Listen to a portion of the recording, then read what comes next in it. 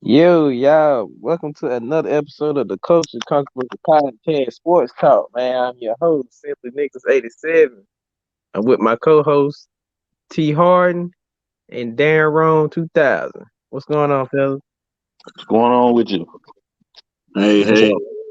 I'm got a lot on my mind, Dunlap and Horn. Oh, man, I got a lot of mine too, man. Yeah, it's been an eventful week. Yeah. So I'm ready to get in. I'm ready to Oh, dive into some things today. oh, yes, sir. I am too, man. Got a good week. I was kind of busy. Everybody was kind of busy last week, but we got a lot. For all those listening to the channel, go ahead and hit that subscribe button. Uh, like the video, share the video. We on the road to 50 still. We one subscriber away. One subscriber. But I appreciate the 49 that's here with us now. And we're finna get this show on the road. Let's see where I want to start at. I want to start with last week's topic, which was J. Cole and Africa basketball. I want to get started with that first. And, let me tell you something, man. If was a fifth, all of us would be drunk right now. That is true. We will all be drunk right now. Or I Yeah, got a better one. If a frog had a glass behind, every time he jumped, it would break. That's true too. Uh, had his debut game last Thursday, if I wasn't mistaken, or Wednesday. It was Thursday, I think. Friday And or Thursday. I think it was Thursday. Either way, he came up with a whopping amazing 3 points. 2 rebounds. He had a triple single. Yeah, triple single in the world for Charles Barkley. A triple single. Yeah, with that, though, what did you really expect? You're talking about a guy who's what, about 36 years old, Yes. hadn't played professional basketball. Probably the last time he played organized basketball was In at high school. Jack Britt High School in Fayetteville, North Carolina. And then now the cold turkey come back. And no matter what you say about the league being from Uganda or wherever it's from, or not Uganda, Rwanda or what, and I'm not trying to be little, but one of those nations, they're still professionals. And so for a man just to come off the street and still play basketball with professionals, you're not just going to walk in and dominate. These are guys who are probably playing to get discovered, playing for hopes of even playing competitively internationally, maybe even some with hopes of being discovered by NBA scouts. And you're talking about a guy, yes, he's a celebrity, but he hasn't played organized basketball in so long. So to walk in there and expect him just to come in there and dominate is completely ludicrous. It's reasonable to even conclude that the only reason he's on the team is because he's J. Cole. That was my point too. Like people underestimate these overseas basketball leagues. Like these are professional players, and when they criticize, I felt like when they criticize LaMelo Ball, I'm like he's gonna be good when he actually brings the game over here because he actually got to play with professional players. It's like he's been playing organized ball probably longer than his brothers. I feel like, in my opinion. He has. I mean, at a young age. What did he go play professionally overseas at 14? If I ain't mistaken, 14 to 15 when the I think dad it was took. like 15. So I Right. mean, he has had what is he 19 now, going on 20. So he has definitely had a good round of professional play, level of play. Going overseas too, you learn a lot of the fundamentals that NBA game is missing right now, far as understanding the court, making plays without shooting. Um, surveying the court, seeing the open guy, seeing the guy can make a play. So with that being said, that's why I think he is going to be the rookie of the year. You know, the NBA has him on the top of the ladder right now. Um, he might not have the points that what call it had from Anthony Minnesota, Edwards. Yeah. but his all around stats are showing that he affects the game greatly. And I think he definitely had a great impact with Charlotte this year too. So, Yeah. hats Had off he to not gotten him. injured, they would have probably made the playoffs. Yeah, Absolutely. yeah. And going back to your point, as far as Anthony Edwards is concerned, I'm not knocking the kid, but that's a situation where you just a team that's losing a whole lot of games, and you got a guy that's jacking up a whole lot of shots and getting points. And it's not saying that there's anything wrong with him, but a lot of it was inefficient. The guy shot about 40% from the field. And as far as talent level of the Minnesota team, no one can't say that Minnesota has less talent than Charlotte. You got Karl Anthony Towns there, who people who people label as a star. You got D'Angelo Russell there, who's been an All Star. Right. He hurt a lot this year, but still a guy that's been an All Star, considered a star player. They have another guy, I can't think of his name, Malik Beasley or something like that. Yeah, that Beasley, he's played pretty good this year too Right, for him. he's a guy that averaged 20 points a game. They had about three guys on the team who were or 20 point, two other guys on the team who were 20-point scorers. So I don't want to hear someone say that he didn't have anything around him in Minnesota. So and the point is what you were making, that Ball impacts the game more because not only does he play well, but he makes people around him better as He well play well. He because does. he's a playmaker at point guard who can get easy baskets for other players. So I certainly think LaMelo is should win it. The only thing that may keep him from winning it is the games he missed due to injury. But if we're going to go by games played and the actual games that were played, LaMelo Ball was more impactful than any other rookie in the National Basketball Association. Oh yeah, without a doubt. Absolutely, unfortunate, to pick it back off there a little bit, you like you said, if he wouldn't have missed those games due to that freak accident or hurting his wrist or breaking his wrist rather, I definitely think they would have had not rhythm, but I would say you know, the poise and The play momentum. making to go out there and win. Him coming back, I'm not saying it messed it up, but there was a lot of stuff a factor in the Hornets too with other injuries. Monk Um, and Hayward being out at the same time. yeah. And also I think, teams start learning how to double Terry a lot more because he was a significant scorer. He was hot at one point.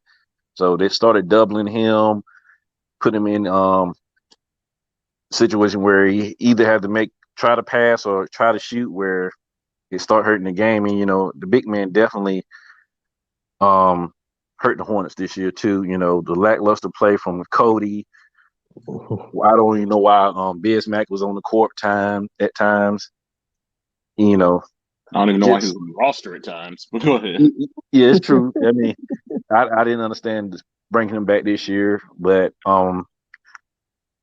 I just say like unfortunate for them, they just I guess ran out of gas at the pivotal time for them to be in a solidified position trying to get into the playoffs. They was at fourth in the Right. East at one, They and then they lost their dropped. poise.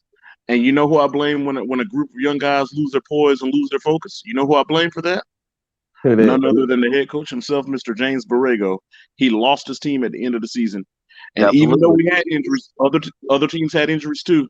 That this year, given it was a condensed schedule, the majority of teams dealt with significant injuries at some point in the season, and those Hence, and a lot of those other teams still didn't collapse or fall apart. His team finished the season losing his last 6 games. There is no excuse for that. And the slide happened on a homestand when you had the majority of your injured players returning from injury. yes, That's true. So I don't want to yeah, hear it. yeah, absolutely. And Yeah, his rotations. His rotations Borrego. were terrible. Anyway, when a man after a game says, "I'm the second to last game of the season or third to last game of the season," has the audacity to say, "I'm still looking for the right combination that works." You haven't figured out your rotation of combinations this late into the season, Yeah, that's a horrible excuse. and even early in the Right. season, I didn't like his rotations. I've seen times a Ball or Monk or whoever would get in a rhythm and start hitting, and then he'll put them on the bench and bring the Martin twins in there who give you nothing offensively because he Yeah, likes to hustle in their defensive intensity. I get all of that, but sometimes I didn't understand why he had certain people in the game when he had them in the games. he definitely took the word I'm trying to use. He took I would say like the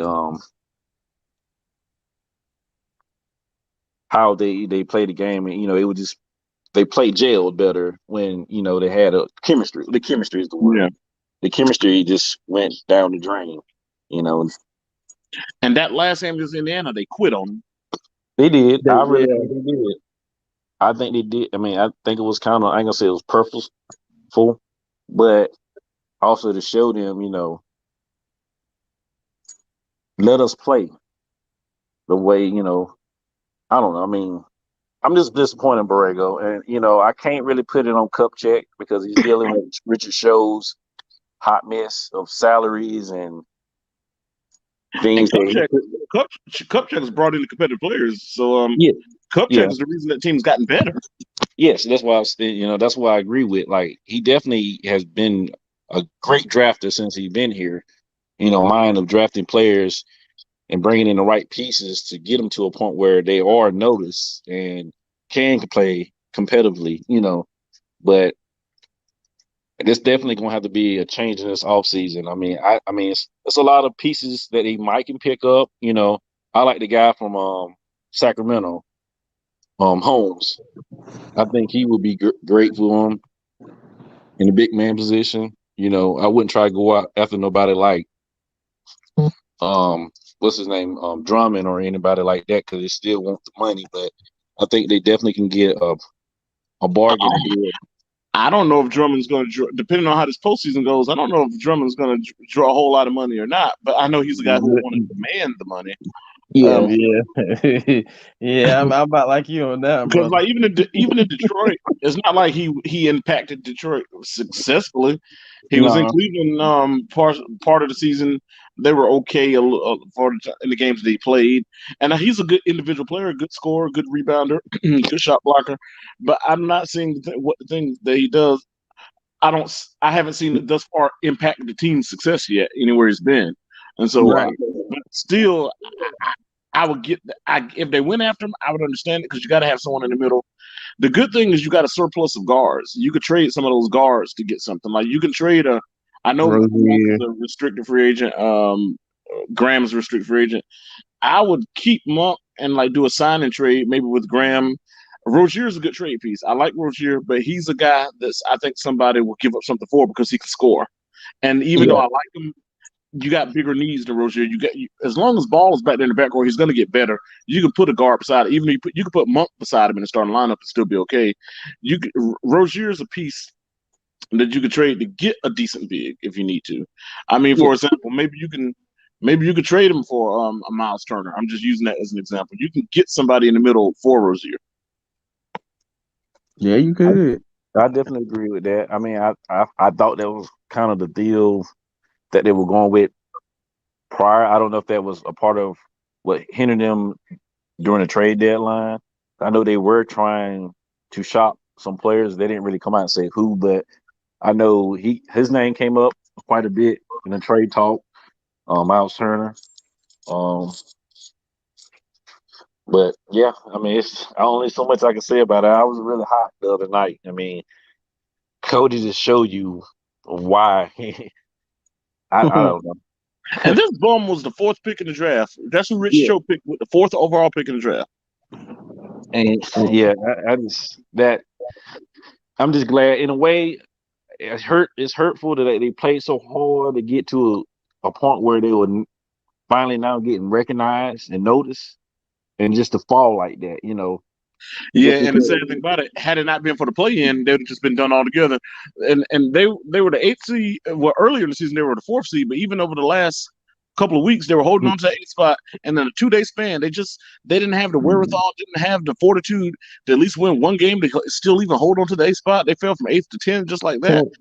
Yeah, that's They it. fell apart and didn't even put up and didn't even seem to have any kind of focus at all. It's like there was no urgency or anything. It's just like you lost your last 5 regular season games with like 4 of them being at home. That's unacceptable.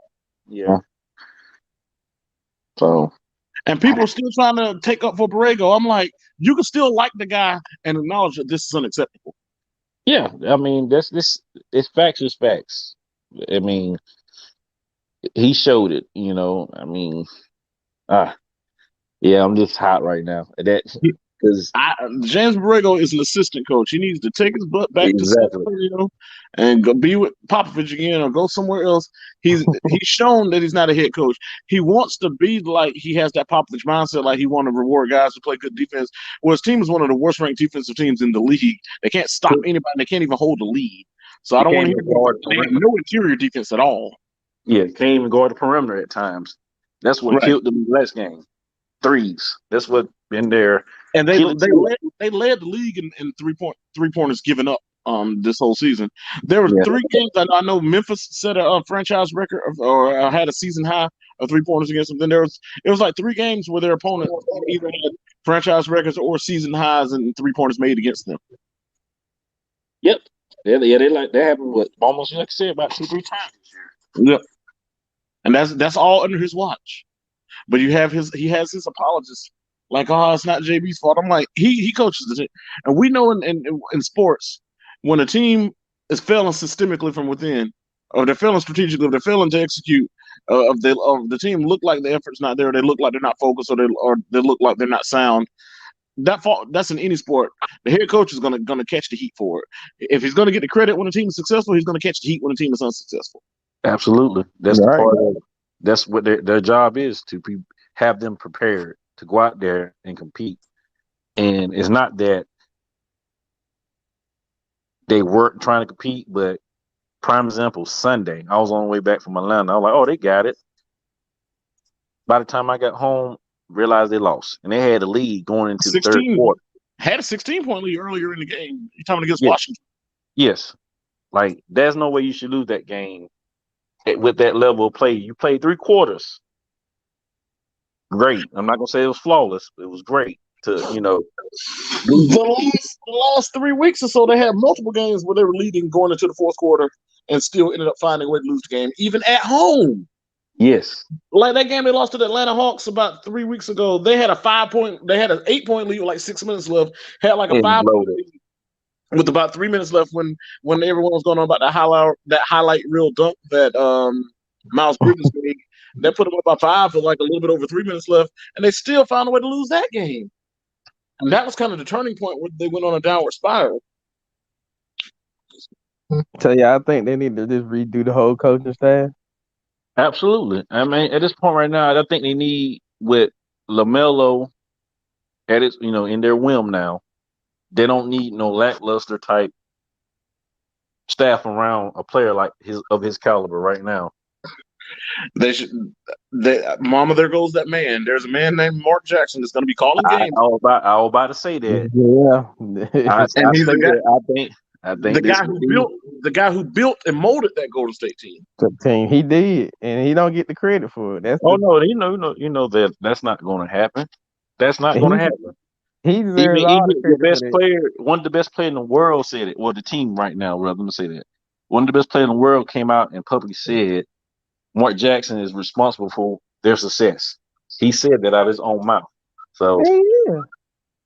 I can agree with anybody that says it. Because Other than that, they were not nowhere near a playoff team till he because took them. when he took over the job, he took over in the middle of that first season. They only won 23 games that year. They hired him in the middle of the season, and when they were already dead to the rights.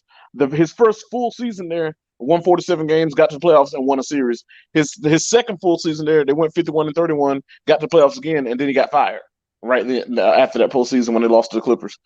And then people, what bothers me is you have people that have the audacity to say, well, look what they did with Kerr. Like, look, they weren't that good. He had only had 2 full seasons there. It was a young team that was down that he built up, and they were getting better each year. And then, of course, when Kerr got there, that's when Curry emerged into an MVP. I'm not saying that they didn't. I'm not knocking Kerr or anything, but it was a team that was already on the ascension when he got there. And then, of course, it wasn't like they was down when he got there. They was already on the rise. yeah, they was on the top of the hill of the roller coaster when he got there basically, and that proved it whenever he was out and took over the team. Luke Walton, and they still went 39-4 with that idiot Luke Walton. They proved the point right there. Like he can't. What is he doing now? What is he doing in Sacramento? I hate that name. Hey, they got to the finals one year with the guy that used to coach Cavaliers, Mike Brown. Yeah, Mike Brown when Kerr was out with his back again, and then Kerr magically got well for the finals.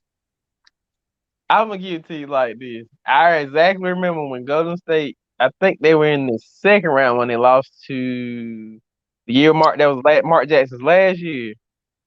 And they said this team is gonna be a problem in the next 2 3 years. And I'm like, yeah, 'cause Mark Jackson had the boys somewhere where they need to be. Then he all of a sudden he's fired. And the reason that a lot of people said the reason he was fired, and I'm not going to get too deep in it. We know Mark Jackson's an ordained minister, and when it comes to some social views about marriage and who should be allowed to be married, he had some conservative views about that, and was a strong proponent of traditional marriage, and personally not a proponent of marriage that's not traditional. And the owner, I believe, of the Golden State Warriors, or somebody, at least whether the owner or a top executive, um, is a person who supports marriage for all, and not just in the traditional sense. And I'm thinking that some people believe those that conflict and social views may have led to the decision as well, and that might also be a reason that Mark Jackson may have struggled to get other jobs, given that he's an ordained minister and he has that conservative view on marriage and who should be married. And the NBA is a progressive, very liberal league, and pushes the kind of, on the social side of things, very liberal. And the fact that Mark Jackson doesn't fit that mold when it comes to his view on marriage, some people believe that maybe what's plaguing him and keeping him from getting another job. Because we certainly, when people try to say that he couldn't coach, look at how Golden State got better after he left. Those people who didn't watch basketball and people who are trying to justify how he was mistreated. Right. Absolutely. And I'll say this on behalf of Mark Jackson. I think Mark Jackson transitioned really well in the coaching, in my opinion. Like from a player Yes, to he coach, we've seen players and coaches, and some did. of them work out and some of them don't. But in his case, he took a lot of nothing and turned it into something. That Hornets team would get better immediately defensively if Mark Jackson took over as head coach. Oh yeah, Absolutely. most definitely. I feel like Kupchak needs to really reevaluate. I mean, I know it's a little rumble, so he's safe, but don't think that. I'm gonna be real with you. I really think they're really looking at the situation where coaching. I mean, they might be attractive now, but also I think players gonna look at the coaching aspect of it too. How will the coach use them? Like a player that that is valuable, that's free in the free agency. How can the coach use them? How can the coach make them impactful? You know, Here's another scenario that may happen. Brad Stevens is going to get fired. It's just a matter of when. oh And Yeah, yeah, that's coming.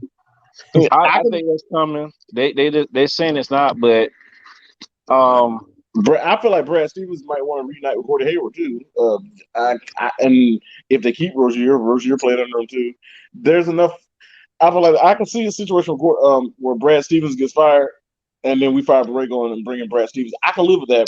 I know that Boston has struggled this year. Brad Stevens has been successful, and the entire time he was there, he didn't have a superstar. He took he went to the Eastern Conference Finals with little Isaiah Thomas, not the real Isaiah Thomas, but the little one. He took that team to the Eastern Conference Finals with little Isaiah Thomas, and they didn't really have any of the star type players there. He took them to the conference finals when Kyrie Irving was there. He was hurt the entire time, and a guy like Rozier and a rookie Jason Tatum, who's still finding his way, and they got to the conference finals with that team that year too.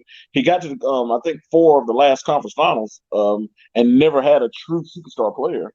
So I think when you take a young point guard like Ball, who I believe is going to be a superstar, Oh yeah, a guy like Stevens, a guy that players I think pretty much are high on.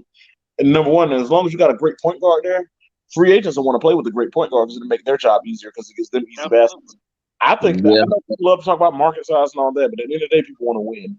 I think with Ball there, if you can get a good coaching there, I think Charlotte is an attractive market or I'll say an attractive destination when you have that Yeah, point guard there. I agree. yeah, I agree. I definitely agree. I mean, I would say they're definitely, regardless of the situation, they're definitely on the upside of a bright future. I mean, we saw a lot of good things. I saw a lot of good things out of certain players that a lot of people say, he's at a plateau. I think people are not really highlighting Miles Bridges, not just for the dunks, but his level of play that he came in. with Gordon being out and how he stepped up and just literally, became a vocal piece on the team, and you have to look at that, you look at a PJ Washington, where some days he's good, and some days he's just like he just blowing bubbles out on the court. So I mean, Yeah, he's not. He's playing. He's in a small forward body playing power forward though. He's kind of, and they're having him bang down in the glass. yes, that's tiring him out, and I get that.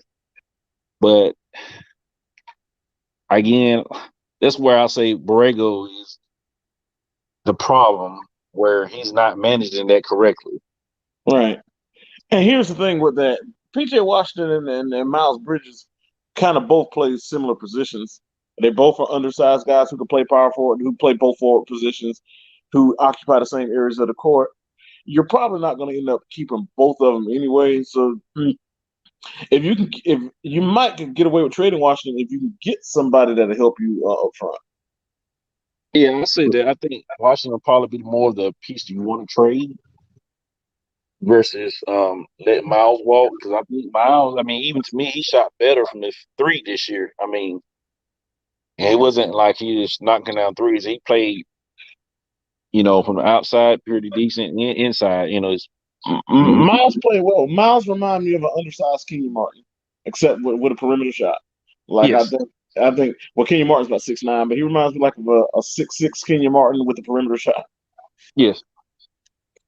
That's what he reminds. And I think that ball, and I think his peak is Kenyon Martin. So I think that ball and Bridges connection could be like that Jason Kidd Kenyon Martin connection in New Jersey years ago. I think that they have that similar chemistry.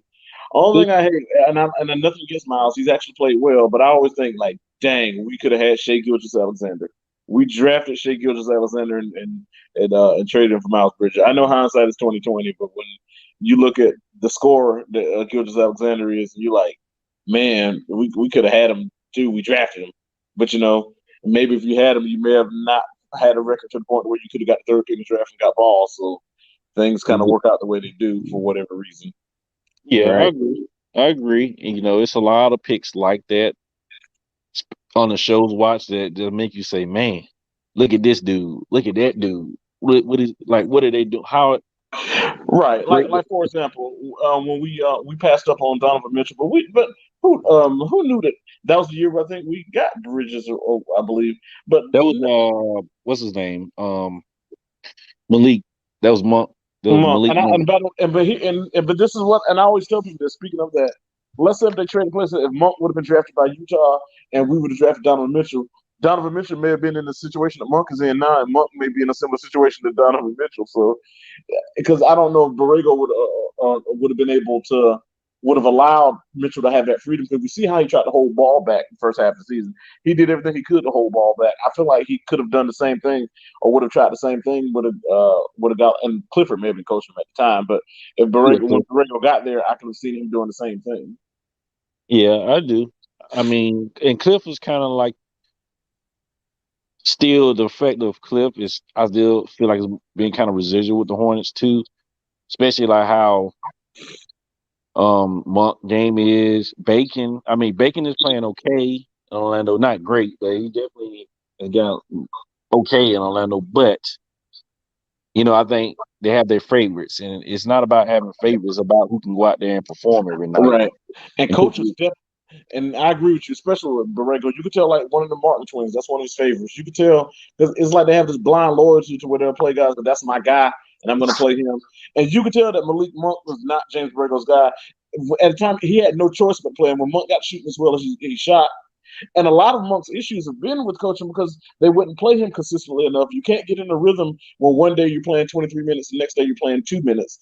And I think as the season went on, when Monk started catching fire, he had no choice but to play him then. Because at first he was trying to freeze him out the rotation altogether, and it seemed like more like it might have been personal, just like, I don't like what he does, I don't like his effort, and I'm just not playing him to prove a point.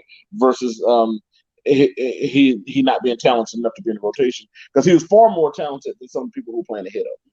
And it seemed like more of a, I have my picks and this ain't one of my guys type thing, versus basketball logic, and that's the kind of the crap that I want to get rid of. Where we need to get someone who's actually about winning ball games and putting the people in the games who give you the best chance to win versus let me put my boy in That's there. true. Agreed. And a guy like Monk, if I was him, I wouldn't sign back with Charlotte myself. He's a restricted free agent, so we can match whatever anybody else offer. But if I was him, I would go somewhere else and prove and show them like this is what you held back. To me, he reminds me. At worst, he's J.R. Smith. He reminds me a lot of J.R. Smith, but I think, but he's not as he's not quite the athlete J.R. Smith is, but his game kind of reminds me of that. But he's a guy who can get real streaky and get hot really quick. But it's almost like when he gets in the rhythm, it's like Borrego will take him out the game and don't want. It's like he gets upset when he gets hot. It's almost like He you didn't go want out him of to the way to try to succeed. hold that back. Right? He doesn't want him to succeed. Correct. And we don't need that right now. If we were rebuilding, or the Hornets, from that perspective, if the Hornets are rebuilding, you need who can go out here and play day in, day out, play the game, score, affect the game.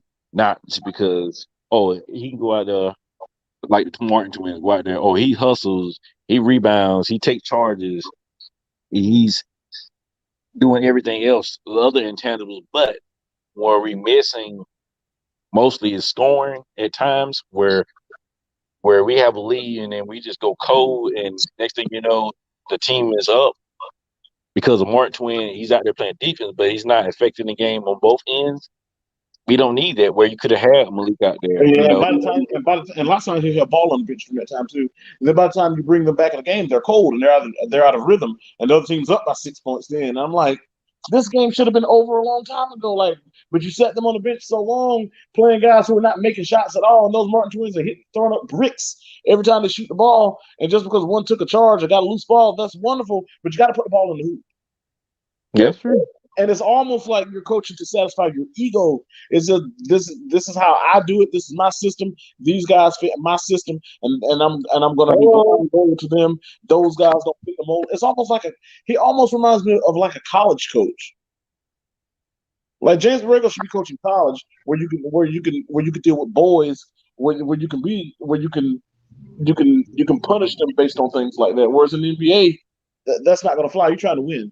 This is not where you're trying to mold and teach. This is where you're trying to win. Yeah, teaching is at this level. You shouldn't really still be teaching. You should be put in a position to be good, not teaching. Because they should have all. I mean, at a point you get to the pros, that's basically saying you have all the intangibles to be a pro. Now just put me in a place so I can improve myself, not to teach me still how to play the game.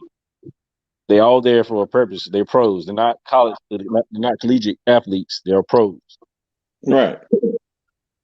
I'm like, maybe Mike Budenholzer get fired too. That's a guy I wouldn't mind having. I remember he won 60 games with the Atlanta Hawks when they just had five guys out there. Yeah, I mean, it's coaches that show you. I mean, even the Indiana coach, going back to the Indiana situation, they had a lot of injuries. A lot of the guys I forgot. Karis LeVert. Who else did they have that's been injured all year? DeMontis Bonus has been in and out. In and out. And one more guy they didn't have what call it the center as well. To play with the Hornets, the one we talking about, they was trying to trade for Turner. Yeah. Yeah, and then one more guy is a shooter. I can't think of his name right now. He was, and that's why I thought Indiana was going to be one of the top 4 teams this year with the level of talent they had on sheet. But they persevered just at the right time to get themselves in position to get themselves in. They actually playing tonight, right? Yeah, I still didn't like the way they did Nate McMillan though. But first year, the year before Oladipo was out, then the year after Sabonis was out, and then they still fired him because he lost the first round of playoffs. I'm like, and look what McMillan's doing in Atlanta. Atlanta was dead to the water when he took over, and then they went like they're like the revival, Jesus revival. They just came to play. So yeah. So that and he's only the interim coach, so I'm Atlanta probably going to keep him if they don't want him. Take a 3.5 hour drive up 85, buddy. We'll take you. And Nate McMillan, I believe he played at NC State and played at Yeah, he Shawan played at College. State. He Yeah, started off at Shawan College. Yeah, yeah, he played his first 2 years at Shawan College. The school in the CIAA. They're not a black school, but they're in the CIAA. He started off at Shawan College and then transferred to NC State. So he'd be in familiar territory if he came up here. So if Atlanta don't want to make him their full-time head coach, I will take him up here in Charlotte. yeah. Amen. To the next subject, fellas. Now this is just I'm just gonna put this out there. Uh, how do y'all feel about Tebow? Tim Tebow. Tim Let's see that. Tebow. Like, oh my God, we're gonna do this? We got to Um, do it. We got you know what? You know what? It, privilege. I'm a That's all firm. I'm I'm a saying. firm. I want to preface before I rip into him. Let me preface this. I think it's wonderful that a man serves Jesus Christ. I'm a believer that Jesus Christ is the Son of God. He rose from the dead. I'm a believer in God. I believe in the Holy Trinity. I believe that the Lord and Savior Jesus Christ is the Savior of men, and that God through Jesus can heal any ailment that any man or woman, boy or girl is dealing with, and I do believe that He is the way, the truth, and the light, and the life. Now, this privileged SOB hadn't been in the league in how many years? You couldn't get it done in baseball. You couldn't get it done in football.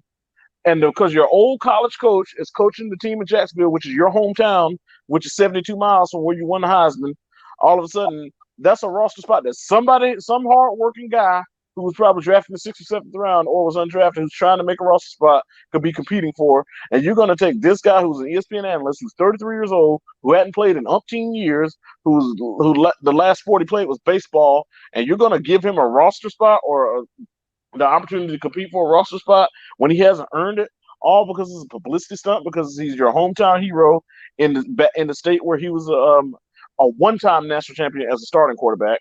Let me even rant on that. I got so darn tired, and I'm about to sound like old dude from Waysboro now. I'm so darn tired of when I'm watching football and they call him that he led Florida to two national championships, that two-time national championship. Let me get one thing clear. He led Florida to the national championship in 2008.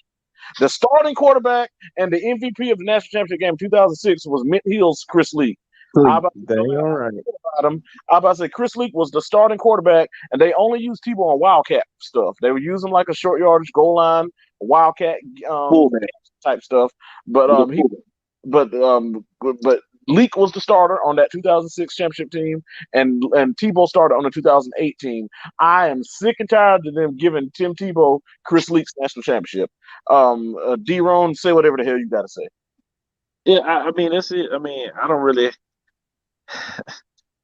It's just it's a prime example of the common thing we talk about in sports. You know how things are glorified from one player, how one is demonized and one is glorified, and that's the epitome of that right there.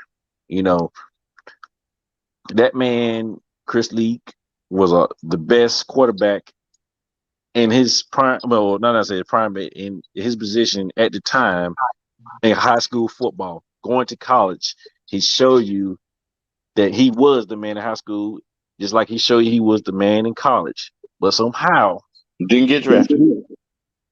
they get drafted because what they say, he's too short to play Cool. quarterback. But Drew Bullshit. Brees, the same height is. It's the same height. Bullshit. Like I said, Doug Flutie, prime example. Doug Flutie. Doug fucking Flutie. I'm sorry for my language. Oh, Yeah, you good? the former Boston College Eagle, Doug Flutie. 5'9". He even wore But running back's number 22 at Boston College, I think. yeah, Mm-hmm. can get it done. You telling me Chris Lee wouldn't have the chance to do that at 6 feet as he was listed? And and the thing about it, we're not talking about first round draft pick. We're talking about not drafted at all. Absolutely. And we could even go back to a Charlie Ward who won the Heisman, similar height. I mean, and similar type situation. I know Chris didn't win the Heisman, but he won a national championship, MVP of the national championship. Similar story. You're talking about a man was good enough to win a Heisman in Charlie Ward, but not good enough to get drafted at all? And we're not talking about like Chris Winkie, who's 28 years old. We're talking about a person who's a prime age to 22, get drafted. 23. Yeah, and then when you go back to Leak, didn't get drafted at all. But then you got a guy like Tebow, where the Broncos traded up in the first round to draft him. When he showed, there was nothing that he showed you to make you think that he was a complete quarterback. The same way that they criticize, and I'll be frank, black quarterbacks when they said they're mobile and dual threat. Tebow was the ultimate running quarterback. I mean, all he basically He was a fullback. run. Yeah, that's basically, he was just a fullback. Yeah, and just taking the snap from the shotgun and running QB power, and then he would throw off the play action and stuff. But the offense was predicated on him running and a misdirection between he and guys like Percy Harvin, and he would hit like the Aaron Hernandez and stuff on play fakes and stuff like that. But it was all single read offense where you got one side of the field that you're reading and a lot of option routes from the receivers from guys like Harvin and stuff, and a lot of misdirection in the backfield, and a lot of QB run centric type read option type stuff, and that was 90% of the offense, and the bulk of what the offense was predicated on. He was the quintessential college option quarterback, and people people are okay with him getting drafted in the first round, but yet those same people couldn't understand why Lamar Jackson was drafted in the first round and tried to come up with every reason why he shouldn't be, and call him things like a running back when not once did people use that term calling Tebow a running back when he was coming out. Talk to me somebody. I mean, it's the writing on the wall. I mean, that's why I say I can't really say much about it because, again, we point out all the facts time and time again. It's basic. He was not a quarterback that even should have been playing at a level he should have when you passed up on all these other quarterbacks that were proven that can sit in the pocket, can throw, make great decisions. I mean, it's like I said, it's hurtful to see that situation time and time again. As like I said, black athletes, especially quarterbacks, go through that criticism, scrutiny for what reason? Because they're athletic and can actually play. Right. That's jealousy to me. I mean, you're showing jealousy and envy of athletes that can change the game. Just like Cam. Like we talked about a couple of weeks ago about Cam. Cam definitely went through a lot of scrutiny in Carolina, but Carolina wouldn't be Carolina that we know now if it wasn't for Cam. Correct. I agree. And that's the bottom. That's the bottom line. Oh, I'm sorry. Go ahead, man. No, you good. You good. That was it. I was reading a comment that CM put on here. I just wanted to acknowledge the comment. He said Ward was told that he could only play wide out, so he chose basketball. That's true, and I think that's actually kind of going along with our point. They wanted to switch him to wide receiver.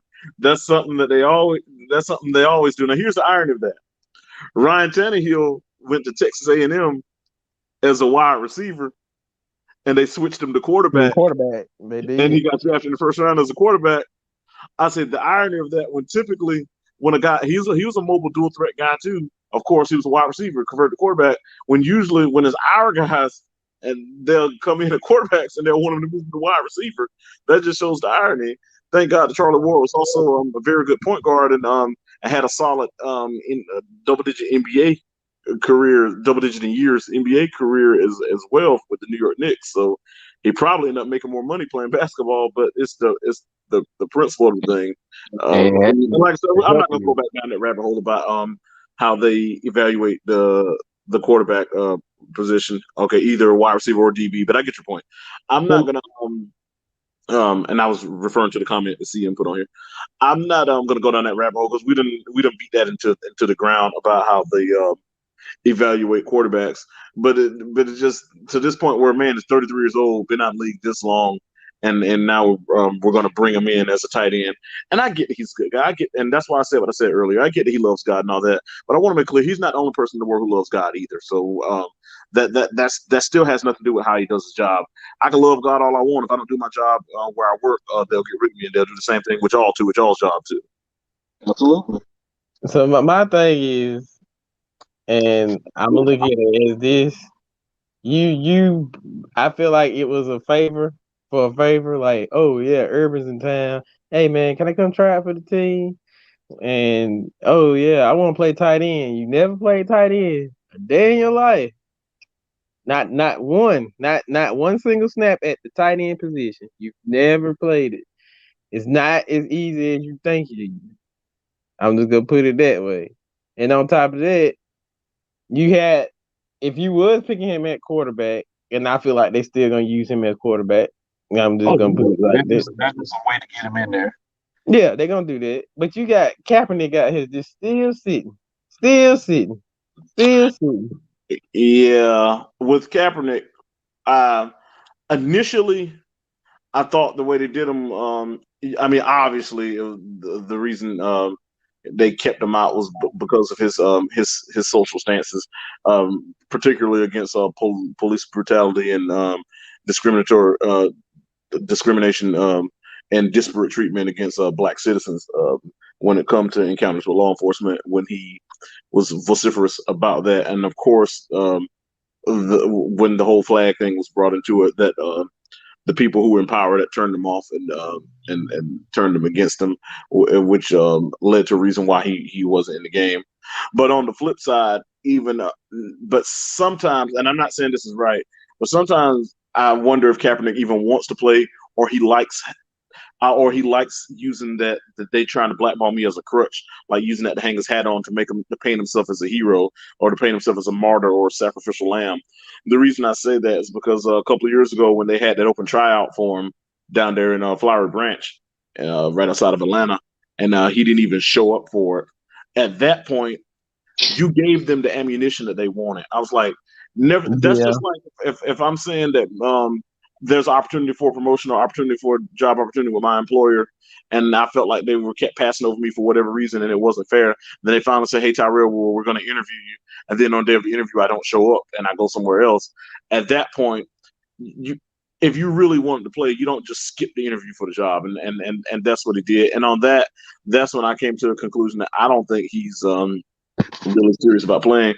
And the reason why I say that because he doesn't even need that money. That contract with Nike pays him more than he would be making in the NFL. So now he can make that he can make more money and not have to get hit. So of course I think initially those teams weren't acting in good faith and didn't want to sign him. But at the same time, when you don't show up for the tryout or that for the yeah, that workout kind of hurts you and too. then Yeah, didn't give a legitimate reason, at that point now you're just being a prick and just wanting to. I think at first, I think when he first kneeled down and I don't mind saying this because this is my opinion, and anybody can disagree with me. But when he first kneeled down, I or wasn't standing for the flag. At first, it wasn't even like a public protest thing. It's just that he just was refusing to stand up for based on what he believed in. Kind of similar like when Mahmoud Abdul Rauf wouldn't stand up for the flag, but it wasn't for some kind of public display. And then finally, about after the third preseason game, one of the beat writers came up to him and asked him, "We noticed that you were sitting down when the national anthem was being played. How come you weren't standing?" And that's when he made a statement about oppression against black people and why he didn't feel why he didn't feel it was appropriate to stand uh, for an anthem of a country that he felt was oppressive to black people. And at that point that wasn't necessarily this display that he was making. It's just that he just wasn't standing, just like a fan in the stands might not stand up, that type of thing. Then later on we saw he and Eric Reed, like where the team would be lined up and then they would take two steps in front of the team and kneel down. At that point, it seemed like as time went by, it became more of an ego thing where it became more of an attention thing for him to launch a platform and then eventually profit off the platform and become a central figure when it comes to civil rights. And it seemed like more about trying to establish and promote the brand of Colin Kaepernick versus actually playing a football. protest of what he was doing. And at that point, it seemed like more of okay, now you're just trying to bring attention to yourself. And then the sad part about a guy like Eric Reed, who probably never played another down in the league, Eric Reed doesn't have this lucrative contract with Nike. So it's like Eric Reed has all this loyalty to Kaepernick and basically sacrificed his career for Kaepernick. But Kaepernick is making multi-millions off of Nike. Eric Reed ain't getting a bit of that slice. So it's almost like you're stuck your neck out there for somebody who's doing much better, for a cause where he's doing much better off than you are. And Kaepernick has become like one of the faces of Nike in the wake of all this. So it's kind of worked out for him even financially as well. I'm not trying to say that all he's doing all for money, and I'm not trying to say that he doesn't mean what he says when it comes to this protest. But I think a lot of the things that he says are kind of on the radical side. For example, when he makes a statement like we need to abolish police and abolish prisons, that's ludicrous. And I get that you have discrimination and stuff like that, but you still need the institution. You still need law enforcement.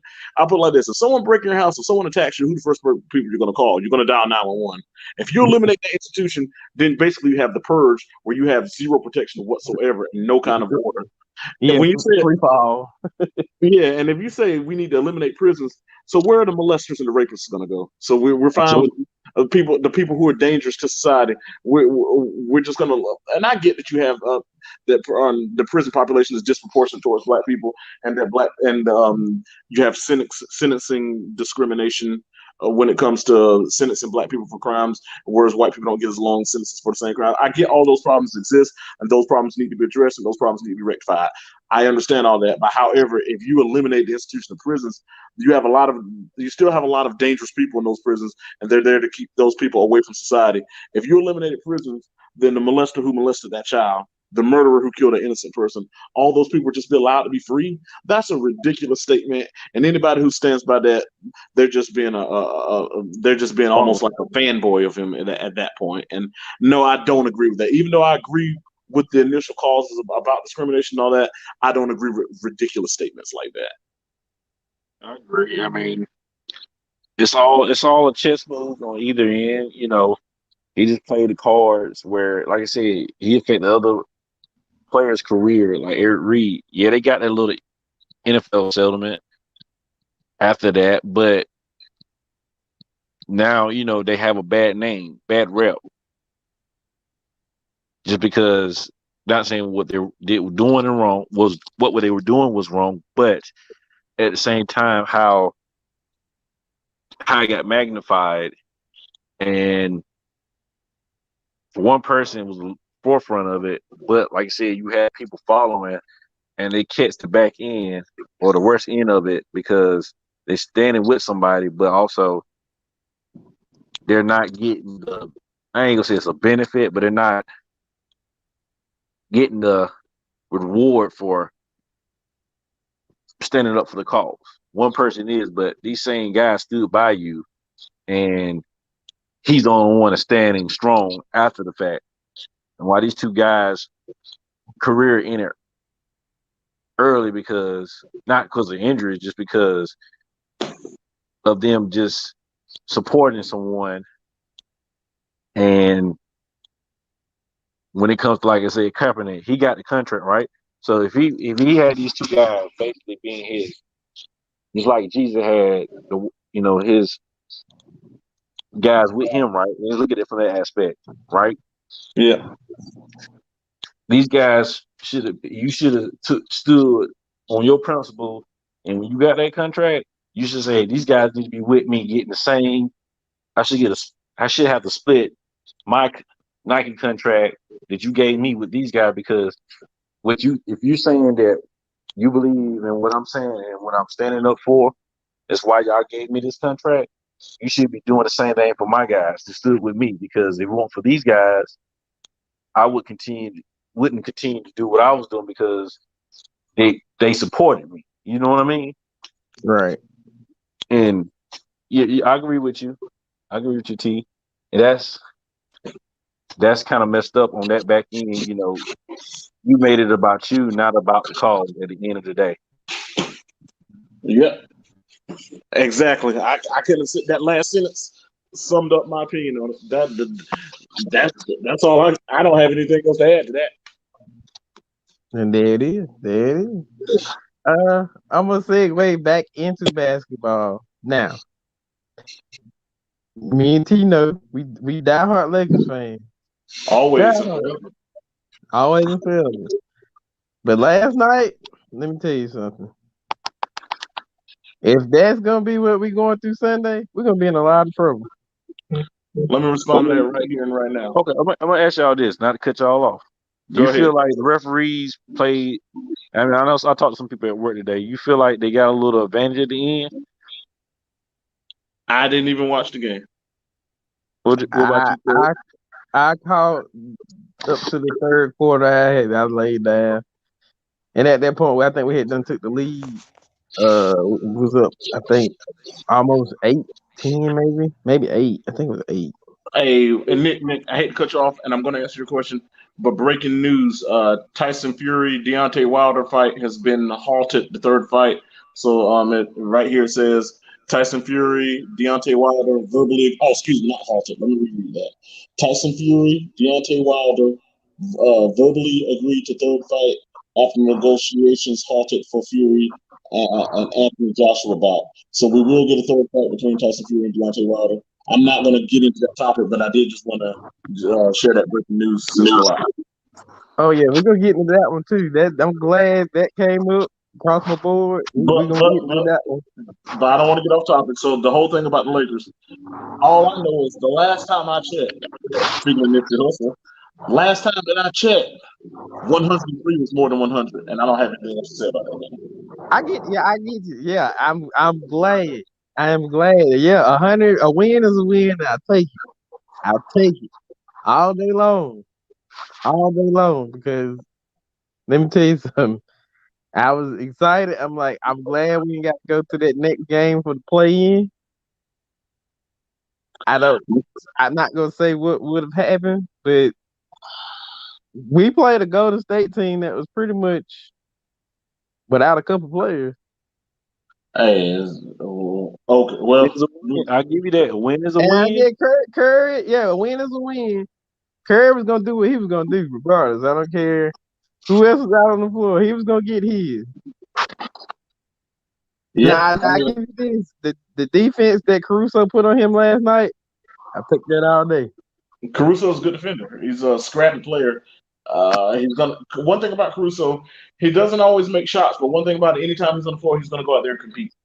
He will. He will. And Matthews played good last night. And Wes Matthews played good defense over the last few weeks. yeah, but Thing my is, thing is, going back to what you said, win is a win. The end. Think they're gonna translate good against the Suns.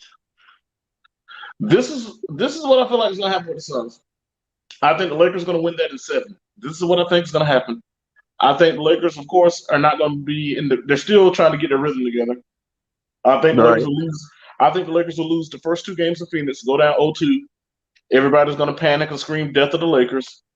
They're going to come back to Los Angeles, win both games tied up at 2-2. They're going to go back to Phoenix. Phoenix is actually going to win that game at home and go up 3-2. And everyone's like, oh, will LeBron James ever lose his first round series for the first time in his career? Lakers are going to come back home tied up at 3-3. And then the Lakers are going to go back to Phoenix, and guys like Devin Booker and them are going to freeze up in that game 7, and the Lakers are going to steal that game 7 at the end. I can live with it. I can live with it. I I see just that. need my boys. I need my stars. I actually need the whole team. And let me just say this. This is definitely our topic. Kyle Kuzma, you got to go. You got to go. He's You all right. He just got doesn't. to He's not. go. He doesn't fit in LeBron's. I Nah, mean, I'm gonna say it like this. He doesn't fit. He's not a bad player. Let me say that. But I guess when it comes to Kuzma, I'm not saying he's like LeBron, He but has to have the ball in his hands a lot, though. Any he has, forward, he has to he have the ball has in to his be a hands. pivotal point of the. He has to be main part of the system. Which, of course, you know who that's going to be. That's going to be LeBron, of course, with the Lakers. right. And so with that, he's not gonna be impactful. Not saying that he can't make an impact, but he's not gonna be as impactful that you need him to be the way that LeBron does, But or well, way. the issue is this: Kuzma's a guy who's effective with the ball in his hands, just like Julius Randle is the same way. That's why when they signed LeBron, they let Julius Randle go because that wasn't going to be a fit, a chemistry fit. As Kuzma hadn't had a bad season, and didn't have a bad season last year. All of my biggest knock on him is he doesn't hit shots in crucial moments. Like in a situation where you're down by 2 and he's standing wide open with 4 minutes left in the game, he misses shots in crucial moments all the time. But throughout the games, he's pretty good offensively. I think he struggles sometimes to get in a rhythm because he has to have the ball in his hand. He's not necessarily a catch and shoot guy. It's funny you mentioned Kuzma because that would be a guy I think who would be very good with Charlotte Hornets. I think that I was about to say that he'll be a perfect fit for the Hornets. And not to go off topic, look at Clarkson. Look what Clarkson doing with Utah right now. Jordan Clarkson, Sixth man of the year. the former Los Angeles Lakers. Yes, I like Jordan Clarkson. Look at what he's doing with Utah. I mean, the games I seen when we played the Hornets, man, he was just like, man, that dude is possessed. I mean, he's scoring at will. I mean, it's natural to him where he was scoring against us. So I always I was thought that. You remember the Lakers drafted him out of Missouri in the second round. yeah, they did. It And was he a was good prick. he and Larry Was Nash. that a cup check pick? Yes, it was. Okay. Julius Randle was also drafted by Kupchak. Just throwing it out there. Okay, yeah, I know. Yeah, that's what I'm saying. Kupchak, I'm definitely go off topic. Kupchak is a good guy. I think he's got caught up in the Jenny bus. Phil Jack, And made a Jim Bus. Basically, he was in a situation where he was a slave to Jim Bus, where a lot of things people, even when Kobe was mad at him, a lot of the moves that were being made, he wasn't allowed to do his job because Jim Bus was the one that was making the final personnel decisions. But of course, by Mitch carrying the name as general manager, all the blame fell on Mitch. absolutely. The same reason Shaq was going to go down there and choke the hell out of him. It was acquiring trades that year. Oh, same reason. But yeah, the Lakers are still in good position. Let me say that. I mean, they're not. I'm not like hanging them We're out to not dry. done by far. No, we No, ain't no, no, done. not hanging out to dry. But the key for y'all is going to be health. That's all I'm gonna say. Yep. Health. Well, let's hope that Anthony Davis doesn't trip over his own ankles or anything, because I've I hope never been a LeBron big get a fight back. I'm not a big AD guy. When people compare AD to Tim Duncan and stuff, I think that's laughable. I'm not going to go No, down that rabbit hole either. But that's a different. Yeah, the Duncan was a different caliber. You know, but he Duncan doesn't can get his carry a team credit. on his back. Yeah, Anthony Davis has never carried a team on his back and won at a high level where he was the guy. I was say, I know people will say, well, he got a ring. I'm like, yeah, he got one playing Robin to LeBron. But as far as being the guy, he'll put up no. gaudy numbers. But just like DeMarcus Cousins always put up gaudy numbers, but his teams never won games. It's kind of a similar situation for AD. He's going to put up the numbers. Outside down the stretch of games, it's not like he pulls teams in the clutch and they still lost a lot of games. So when people compare him to Tim Duncan, I'm like, that's laughable. We don't even have to go into that discussion, but that's absolute silliness to even entertain that comparison. Now, here's the thing about the next series, and I'm just speaking on this, in my opinion. We cannot start off slow like we did last night. At no cost. We But cannot start off that freaking slow. no, that's going to be the key. That's any. You know, I would say with that starting off slow. Like I said, I'm We not saying started off Phoenix. probably slower than I would imagine. I was like, we should be okay, bang back and forth. But we started off and they was up like 15-4 at one point. Yep.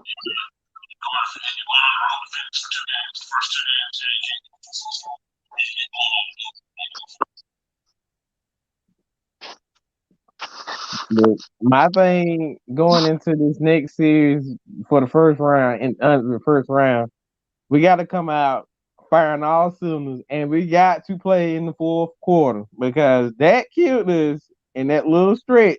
Because those games that LeBron was out, some of them games we should have freaking won. We were up almost. I think we was up a couple on Toronto, and they came. We was up 13 on Toronto, and they came back and won the game. Yeah, I remember that game. That was a game that should have never. Yeah, that game should have never got that close. At that point, in that time period, in that point in the game, we should have put that away and been done with it. The Sacramento game, I feel the same way. There's a lot of games that were questionable. I would say for Lakers, especially Laker Nation. Like, I mean, not to say y'all got superstar, but y'all got great role players that's on that squad. So, And I they, I, mean, I didn't last night. I honestly didn't see Montrezl Harrell come back in the game. I don't think he came back in the second half.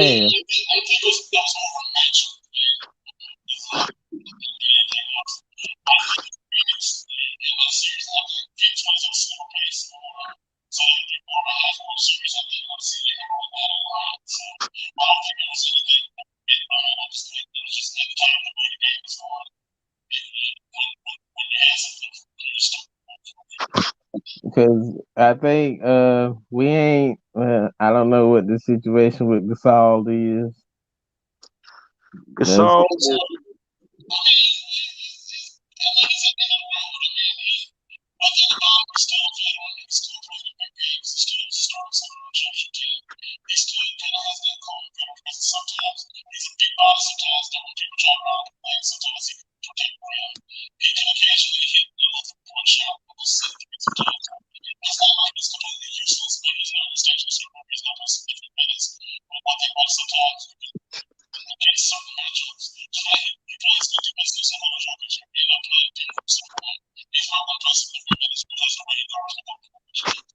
I can't hear anything you said there. I think your mic got muffled.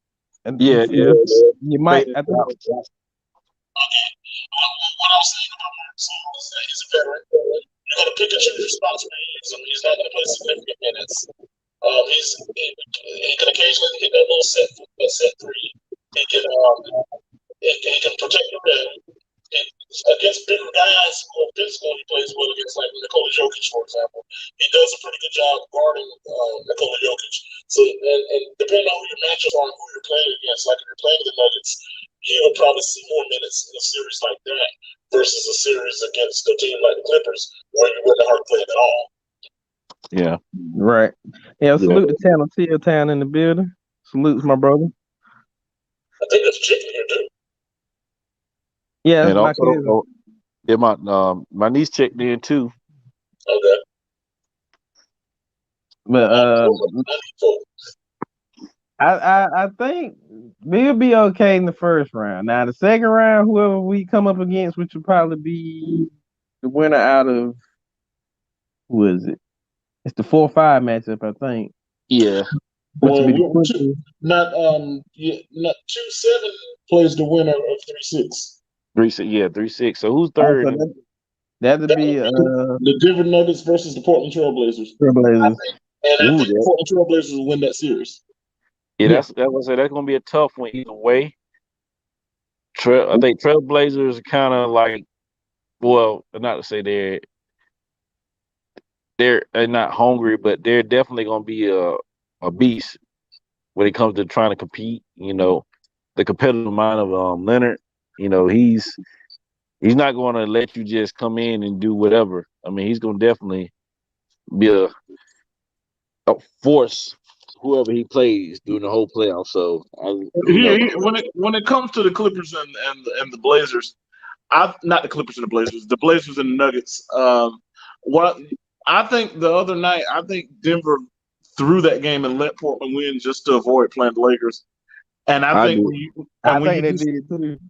And I think when you do stuff like that, it doesn't work out.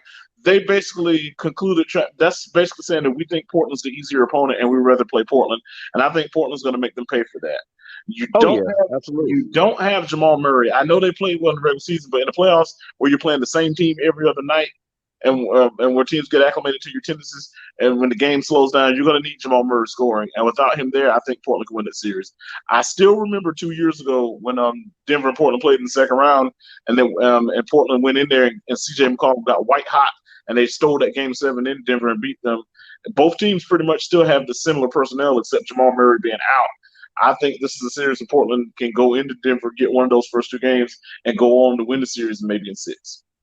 Because if they got to go to Denver, right? First 2 games.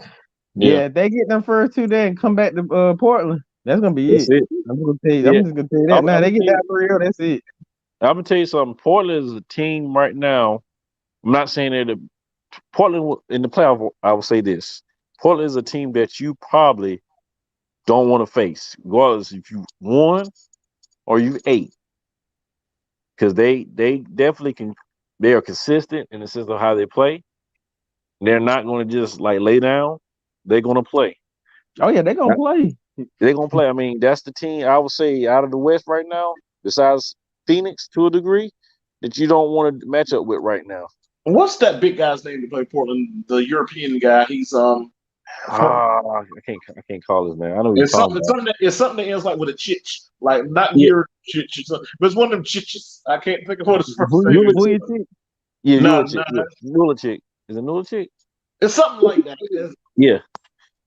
It's one of them Serbian. It's one of them Serbian sounding names. So I call him the baby Joker, but I mean he's not like Joker, but he has a level where he's going to rebound. And he's a strong finisher inside, so good he's passer. not Good he's not passer going to too. be he's not going to be a player that you're going to dominate, inside per se. Nurkic.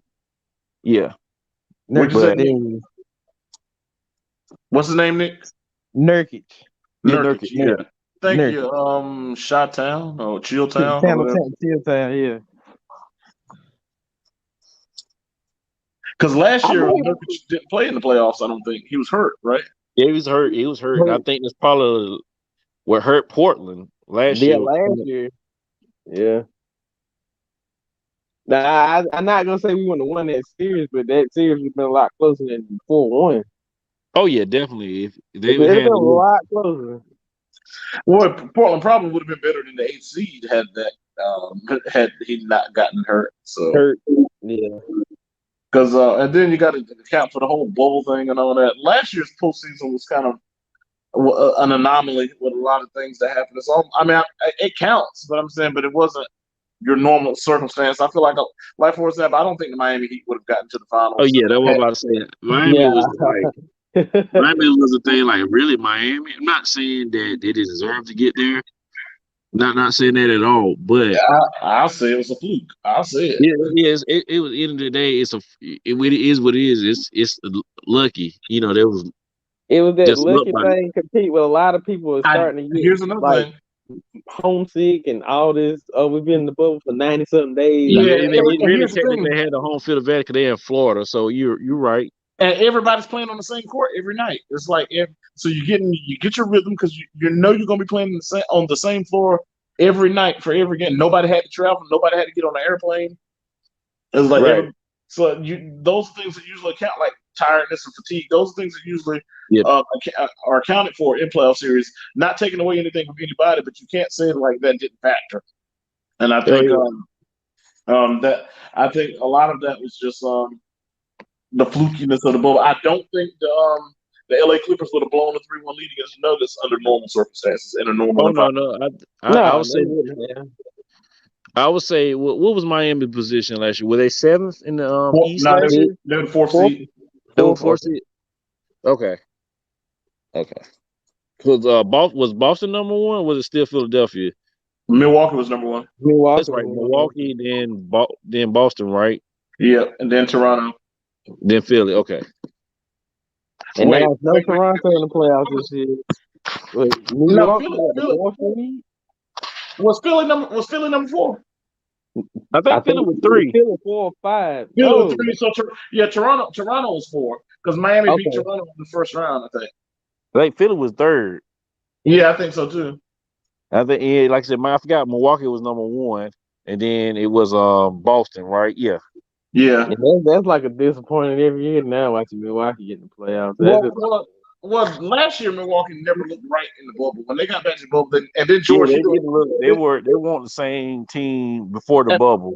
and then George Hill just admitted I don't want to be here. We shouldn't be playing. Yeah. I'm like, Yeah, he came out and said that.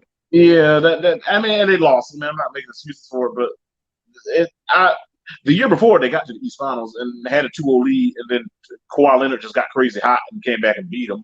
I mean, then last year was disappointing. Besides that, it's not like they've only been a top tier team only like last couple of years. So last year would have been the one that was disappointment. This year they're the 3rd seed, and they're actually I think going to play Miami in the first round. They lose Miami in the first round, Budenholzer is getting fired. Yeah. Oh yeah, he go. Yeah, that's no questioning because I mean, there's no way you just have that level. I'm not saying they're the talented team, one of the most talented team in the East. They got great pieces, but just to have that, I gotta say it. They have the same pieces where they should be more innate to the situation, where they should be prepared to play teams that are less ranked than them and go out like the way they do. That's no excuse for that. They need a guy on the perimeter a wing on the perimeter who can play off the dribble because Chris Middleton is basically just a spot up shooter. They need Absolutely. he's He's not a jump shooter. He's not a scorer to the degree where he can score from mid range, three perimeter, inside on a consistent basis. He's basically where ball movement, he's open. They kick it to him, Yeah, he's going to shoot. here's a situation where Giannis makes him an all-star. You put him anywhere else, he's not truly an all-star. Absolutely. His offense benefits, and I'm not knocking Scottie Pippen, and I know he recently lost a son, so a Godspeed to his son and prayers to him. But Scottie Pippen's, I ain't talking about his defense, but a lot of Scottie Pippen's offense was fueled off of having Michael Jordan there. It's the same similar type thing where Chris Middleton offense feeds a lot off of Giannis. If I was them, I would see if I can get like a one-on-one ISO guy, and I know Brad Beal's a jump shooter too, but to me, Brad Beal's more in the vein of Ray Allen, where he can still shoot off the dribble. I might see if I can swing a deal like Middleton and Drew Holiday for Brad Beal, and maybe sign a guy like Dennis Schroeder or something during off season and roll with that. That's a good pieces that they would need, because like I said, Bradley Beal is just an animal on his own. I mean, I have heard things where they might try to get Drummond, but I don't think that's going to work. I just think Bradley Beal needs to go to a team that is really needing a two guard, basically. Because their level is only going to be what they are right now. They're going to probably be. They're playing tonight. They'll probably. I don't know. They might not beat. Well, let me ask this: if you're Charlotte, do you swing something like Gordie Hayward and Devontae Graham for Bradley Beal? Absolutely. Yeah, that's what Ball needs with him right now. He needs a two guard that just a true scorer. That would be the perfect scenario for Charlotte right now if they can pull that. I mean, say that it can happen. I don't think so. But if it happens, The money matches though. Cause look the at money Bradley matches, Beal, yes, absolutely. Beal and Gordie Hayward. So it's not like it's a cap hit. And then if you're gonna put Bradley Beal a little bit ahead of Gordie Hayward, that's why you throw the Graham in there too.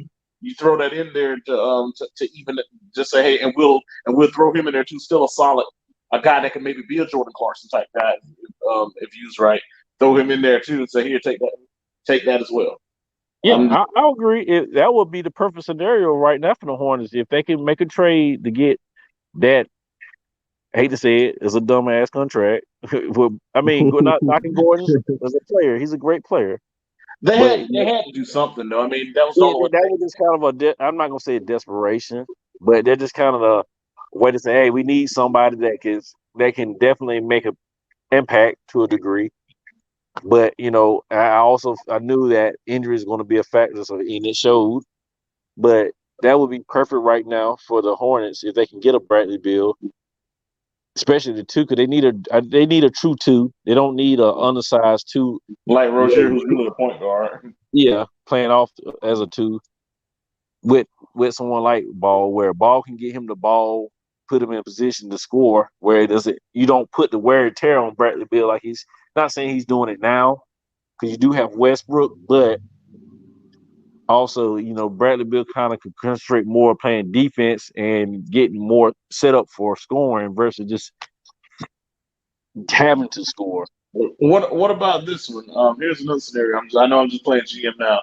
What if you sent let's say Terry Rozier and PJ Washington for Kyle Kuzma and Kentavious Caldwell-Pope? I like That'd be that. pretty good. I see that. That shit might I be would say okay. Pope would be definitely a great six. I could say you could maybe make him more of a six man off the bench as a point guard, or Or he could be a starting guard, either or. Either or, yeah. Good I mean, defender. he's not a bad player. I mean, he's not.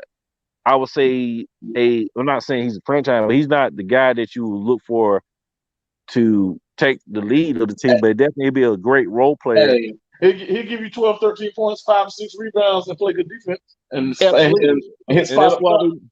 And that's what they need off the bench. They don't need a guy that can put up 20 off the bench. As long as he come in and put up decent numbers consistently, that'll be perfect for the Hornets. And if you put Kyle Kuzma, you get a Kyle Kuzma. I mean, he definitely can come in and be impactful Oh, let me throw another one in there. If we're gonna do that, or make them throw since with Rozier scoring whatever, we might be getting a little underdone on that. I would ask them also and throw our second round pick in there and say, give me Taylor Horton Tucker. Yeah. That might be a guy that can emerge into a dude if he gets in a place where he gets minutes. Oh yeah, definitely. That guy Taylor Horton Tucker, when he gets minutes, he gets buckets. Yeah, he do.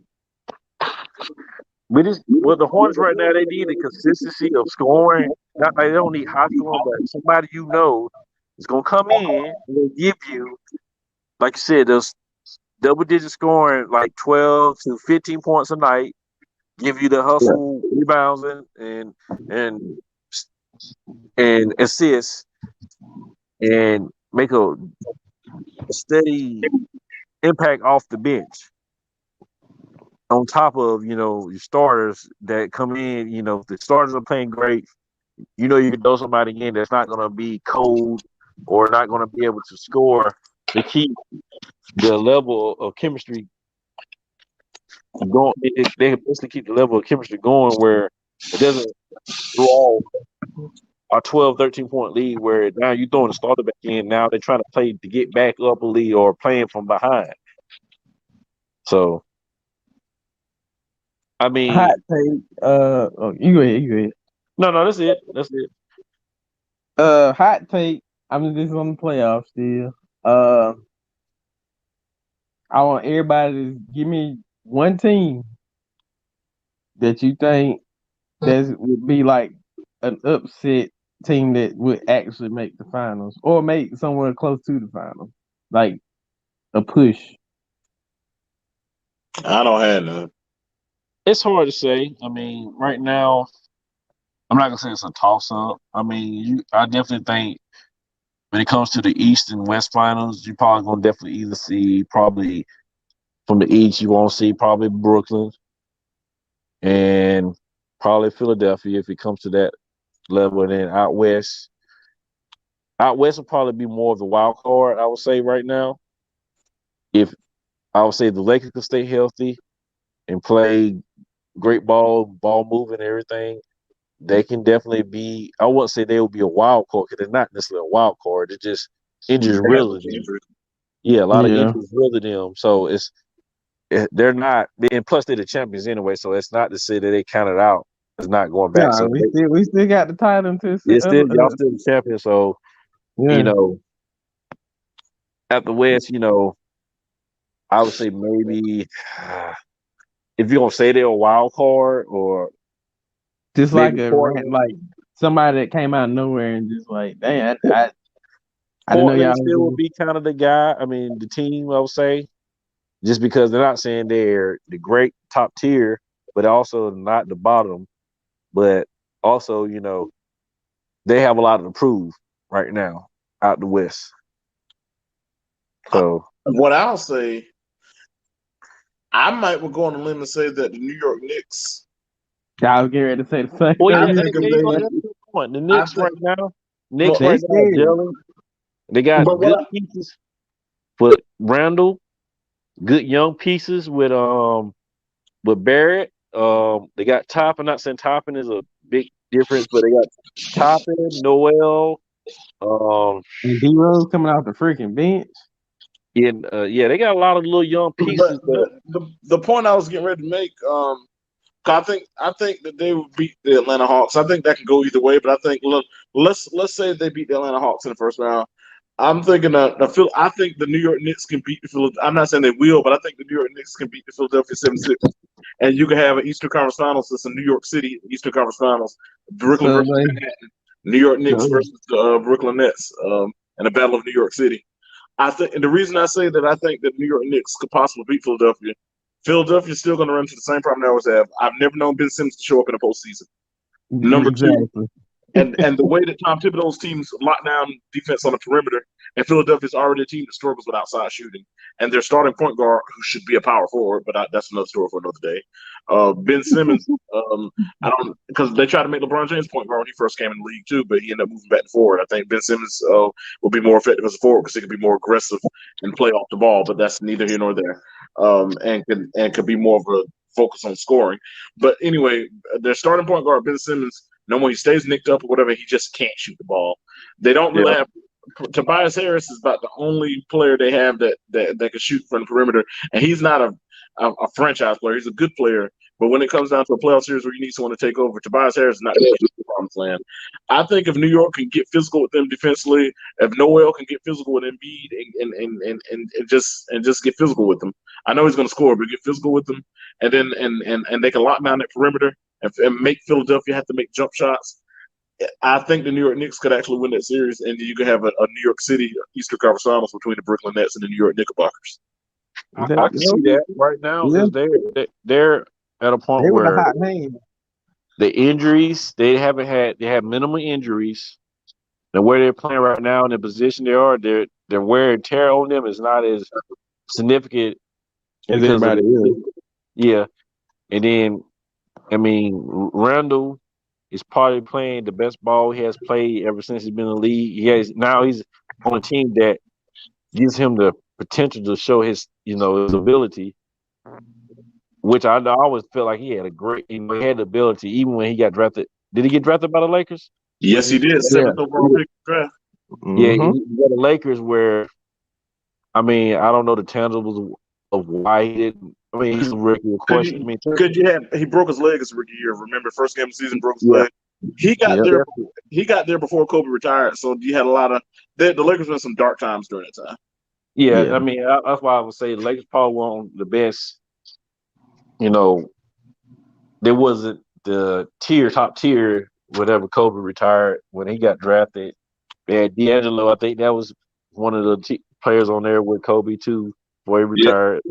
Yeah. So now that he got a chance to go to another big market where he's actually showing his worth, it's perfect timing for him right now. So sky's the limit for anybody that's on the Knicks right now because they're definitely Julius Randle is Zach Randolph mixed with Lamar Odom.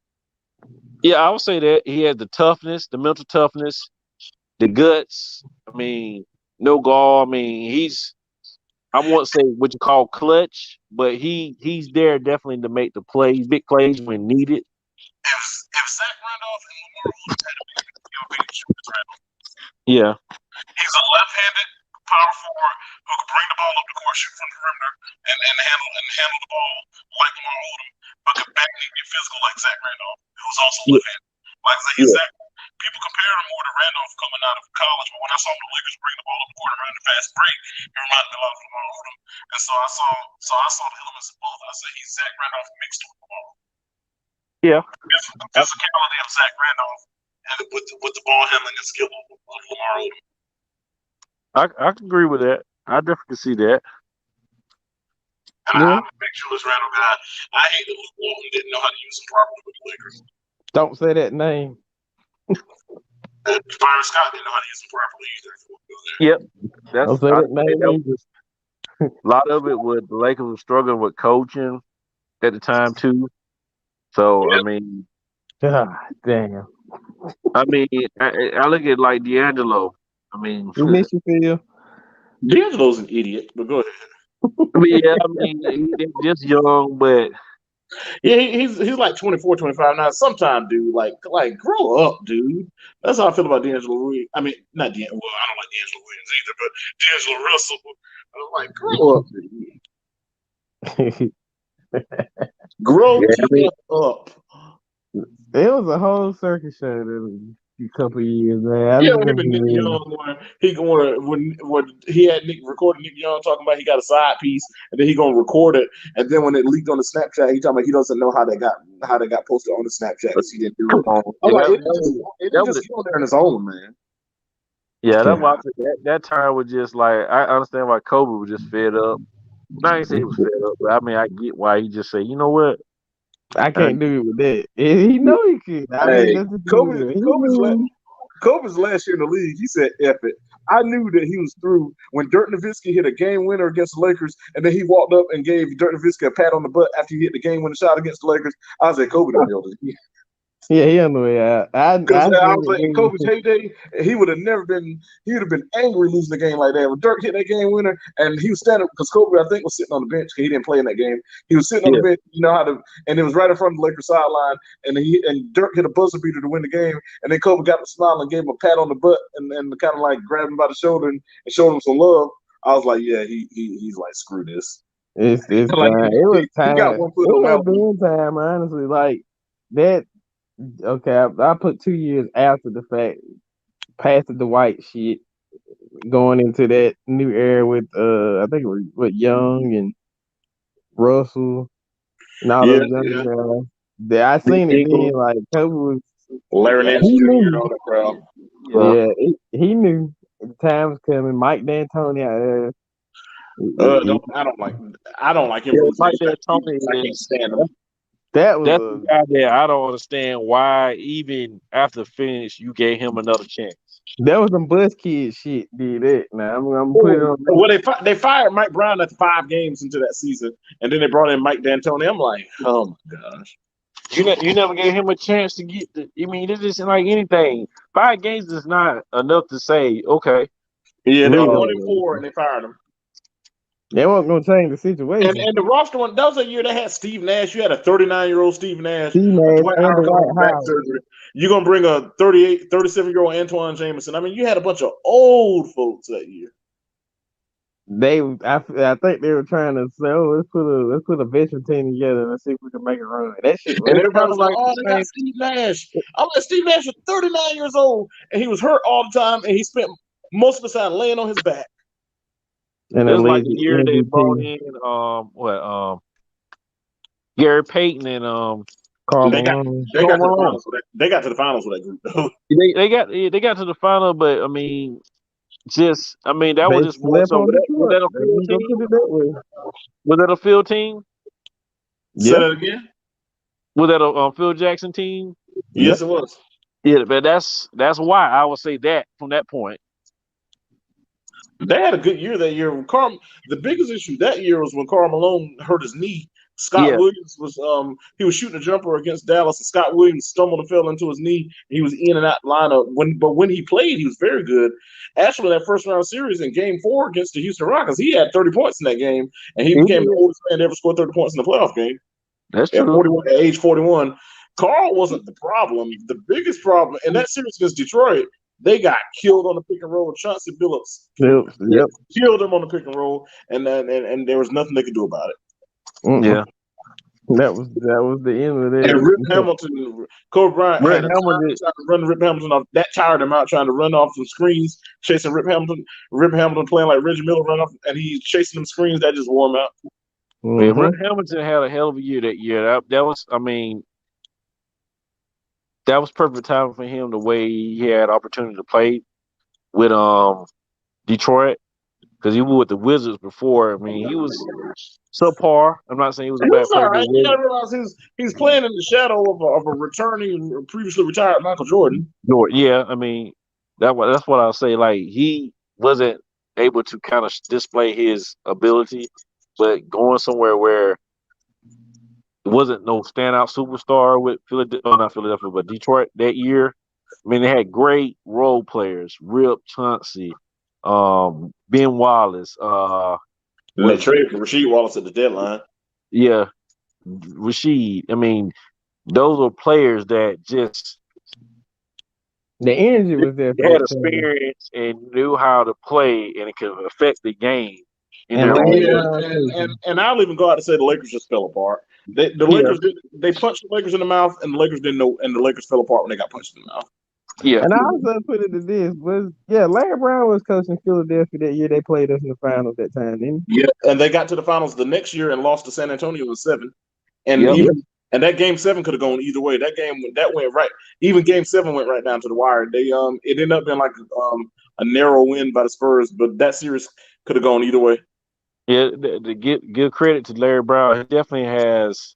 I think he just seen the Larry Brown. I guess he was more prepared, and like I said, we didn't come in ready. I think he was more prepared this time around They than he got. would. He's I, His I, AI. he I just think knows how. He just know how to put team in position to be able to play at top levels. Not saying that he. Wow. And the man jumped from team to team. I mean, the many teams he coached, hell, one of them ought to won a championship. Yeah, I I mean, mean, it was Indiana. He was good there. Indiana. I mean, Philadelphia. coached the He had. Clippers, and he actually before the Clippers got good again, he was the last one that had taken them to the playoffs before Elton Brand and Sam Cassell and all them got there. Yeah, I mean, he's not a bad coach. I mean, like I said, Good it college was coach over. too. Look what he did at SMU just a few years ago. Turned SMU into a top 25 program, and then immediately fell to the bottom again as soon as he left.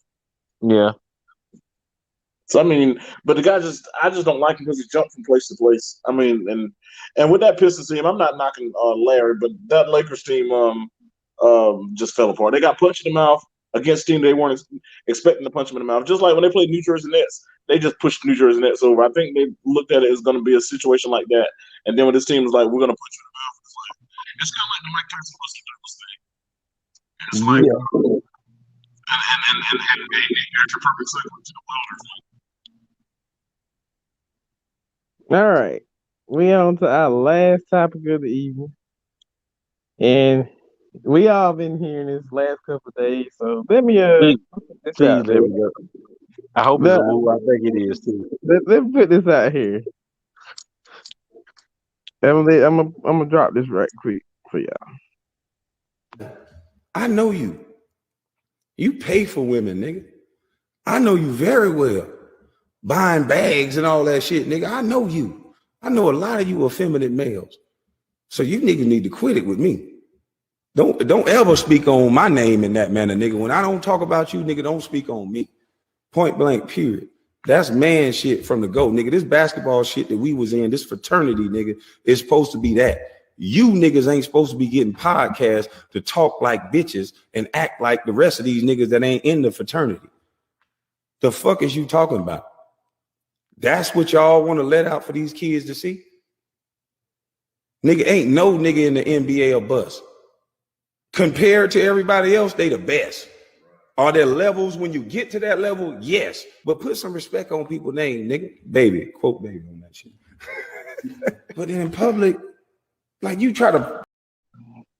I want to jump to this in first. No matter what you say about Kwame Brown, yes, he was a bust, but he still found a way to stick in the league for 13 years. So kudos to him. Once he realized that he won't work for Philippines, he found a way to stay on rosters.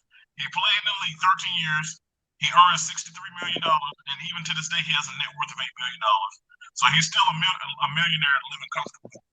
Played 13 years in the league. That means when it's time to get his pension, he has a decent pension. He basically has himself set up to where he should be able to live comfortably. I can hear you, brother. Yeah. Mike going in. You might be far from your mic. Hold on. Okay, I'll start over. My bad. Okay. Is that better? Yeah, a little bit. Yeah. I think it's because my hand was like on the part where the mic was. I might need to put on my JBL noise canceling speakers, and I'm actually going to do that. Let me put on my JBL noise canceling speakers. JBL, if you need to hear sound. Anyway. That's we need to get endorsement for that one. Yeah, hold on. Let's turn on my JBL noise canceling speakers. 1 second. I ain't like Kaepernick. I don't do with Dre Beats. JBL is by far the best speakers. Perfect opinion. That's your girl while she texts me. Hold on, give me 1 second. But yeah, for all y'all that don't know out there, we did the segment of the episode was called "Y'all Have Woken a Sleeping Kwame." Ugh. Giant boy been sleeping for 20 years. I think it stemmed from the All the Smoke podcast when Gilbert Arenas came on there, and it was a conversation piece about Kwame Brown. Now, God knows, Forsaken B, the whole NBA has been talking about Kwame Brown since he got drafted to the Washington Wizards. We all know the whole story on the Kwame Brown. If you know basketball, Kwame Brown has been the laughing butt joke of basketball since he got drafted. Let's just be real. Now, I get he sticked around 13 years. He found a way to stay in the NBA for 13 years. And but you know, the media painted that picture of him. And the teammate that painted the picture of him on that podcast as well. Gilbert, And, bitch ass Arenas. I'm sorry, yes, Gilbert. you can. I got something for Gilbert Arenas. Man, sit your ass down. I'm gonna say this real quick. Not cut nobody off, but you know something. You know, with him, let me say this. What all he's been saying is not being nothing that's far fetched from reality. It's been all true. Yeah. I mean, he's taking ownership of being a bust, or not necessarily that he was a bust, but he definitely didn't pan out the way a number one draft pick should have been. Let me Oh, say he was a that. bust. He was a bust. He was a bust, but I mean, like I said, He's 13 years, standing up for himself. And 13, 13 years, you can't just, I mean, it's a bust. Greg Oldham is a bust. Sam yeah, Bowie that's is a a buzz. bust. That's definitely a buzz. But those were Yeah, busts. because of injury, Greg, but still, he didn't last long. That's Still, long. But, you know, he definitely had a longevity in the NBA. Most people, even that come out hot, as good players, haven't played 13 years in the NBA. So I mean, I'm gonna give him credit for that part. He definitely played at least 10 years in the NBA and made money. Like I said, like he like, definitely, like a la Joe Smith, a similar situation. yeah. Yeah. Joe But Smith first pick in the draft. Many might say he's a bust, but Joe Smith played about 16 years in the league yes, and made plenty of Damn. money. Like Kwame Brown, it's funny because most time you think of a bust, though, you think of someone who flamed out in 3 or 4 years and they were out of the league completely. The man still found a way. He found his niche. He found out that he was an okay rebounder and rim protector. Found his niche, stayed in shape, and found a way to make rosters for 13 years and earned over $63 million. Still to this day has a net worth of $8 million. A millionaire living comfortably because he set himself up well. yeah. And I mean, you know, to not insult anybody's intelligence, where he's from. I mean, of course, you know, first not he didn't go to college, but I mean, for the way he's speaking up for himself, the way he's articulating and expressing, you know, what he could have done for years. He could have been a butthole while he was in the league. You never heard anything bad about him in the league except for Nope. his play. But also, he's making a point, and I'm glad. And in a way, I'm glad he is definitely pointing out these people to a degree to show them, like, you know what, you acting like y'all were saints while y'all played, but y'all had issues worse than I had in the league. So Exactly. don't demonize me because I'm a bust. And like it's a And lot of busts in the NBA. Just because he was the number one pick, it's people that's in the NBA that's like he said, getting to the NBA is you Well, can't be that much of a freaking bust. you know I what's mean, so you can crazy? be a bust, but You got you got so many busts now to where it's so common because the NBA draft is such an imperfect science now to where it's a the fact bias. that they draft It's a the bias way they system. well, yeah, well, I'm getting to the point where they draft guys off potential instead of what they can actually do. So you have a lot of lottery picks who flame out. Like what, like a guy like Wesley Johnson was the 8th pick in the draft, and the average Joe don't even know who in the world that is. Thomas Robinson was like the 5th pick in the draft. He's on the Lakers roster, but ain't even in the rotation. Uh, and you see that so often. Hasheem Thabit, 2nd pick in the draft, been out of the league. Um, and these are all guys within the last decade or so who I'm naming who were high level draft picks who were barely in the league or are flaming out or barely on somebody's roster. The guy that played at UNLV that got drafted by the Cavaliers, oh shoot, Anthony Bennett, he's in the G yeah. League. First Yeah. football pick in the draft 2013 in the G League. So I mean So that's another example.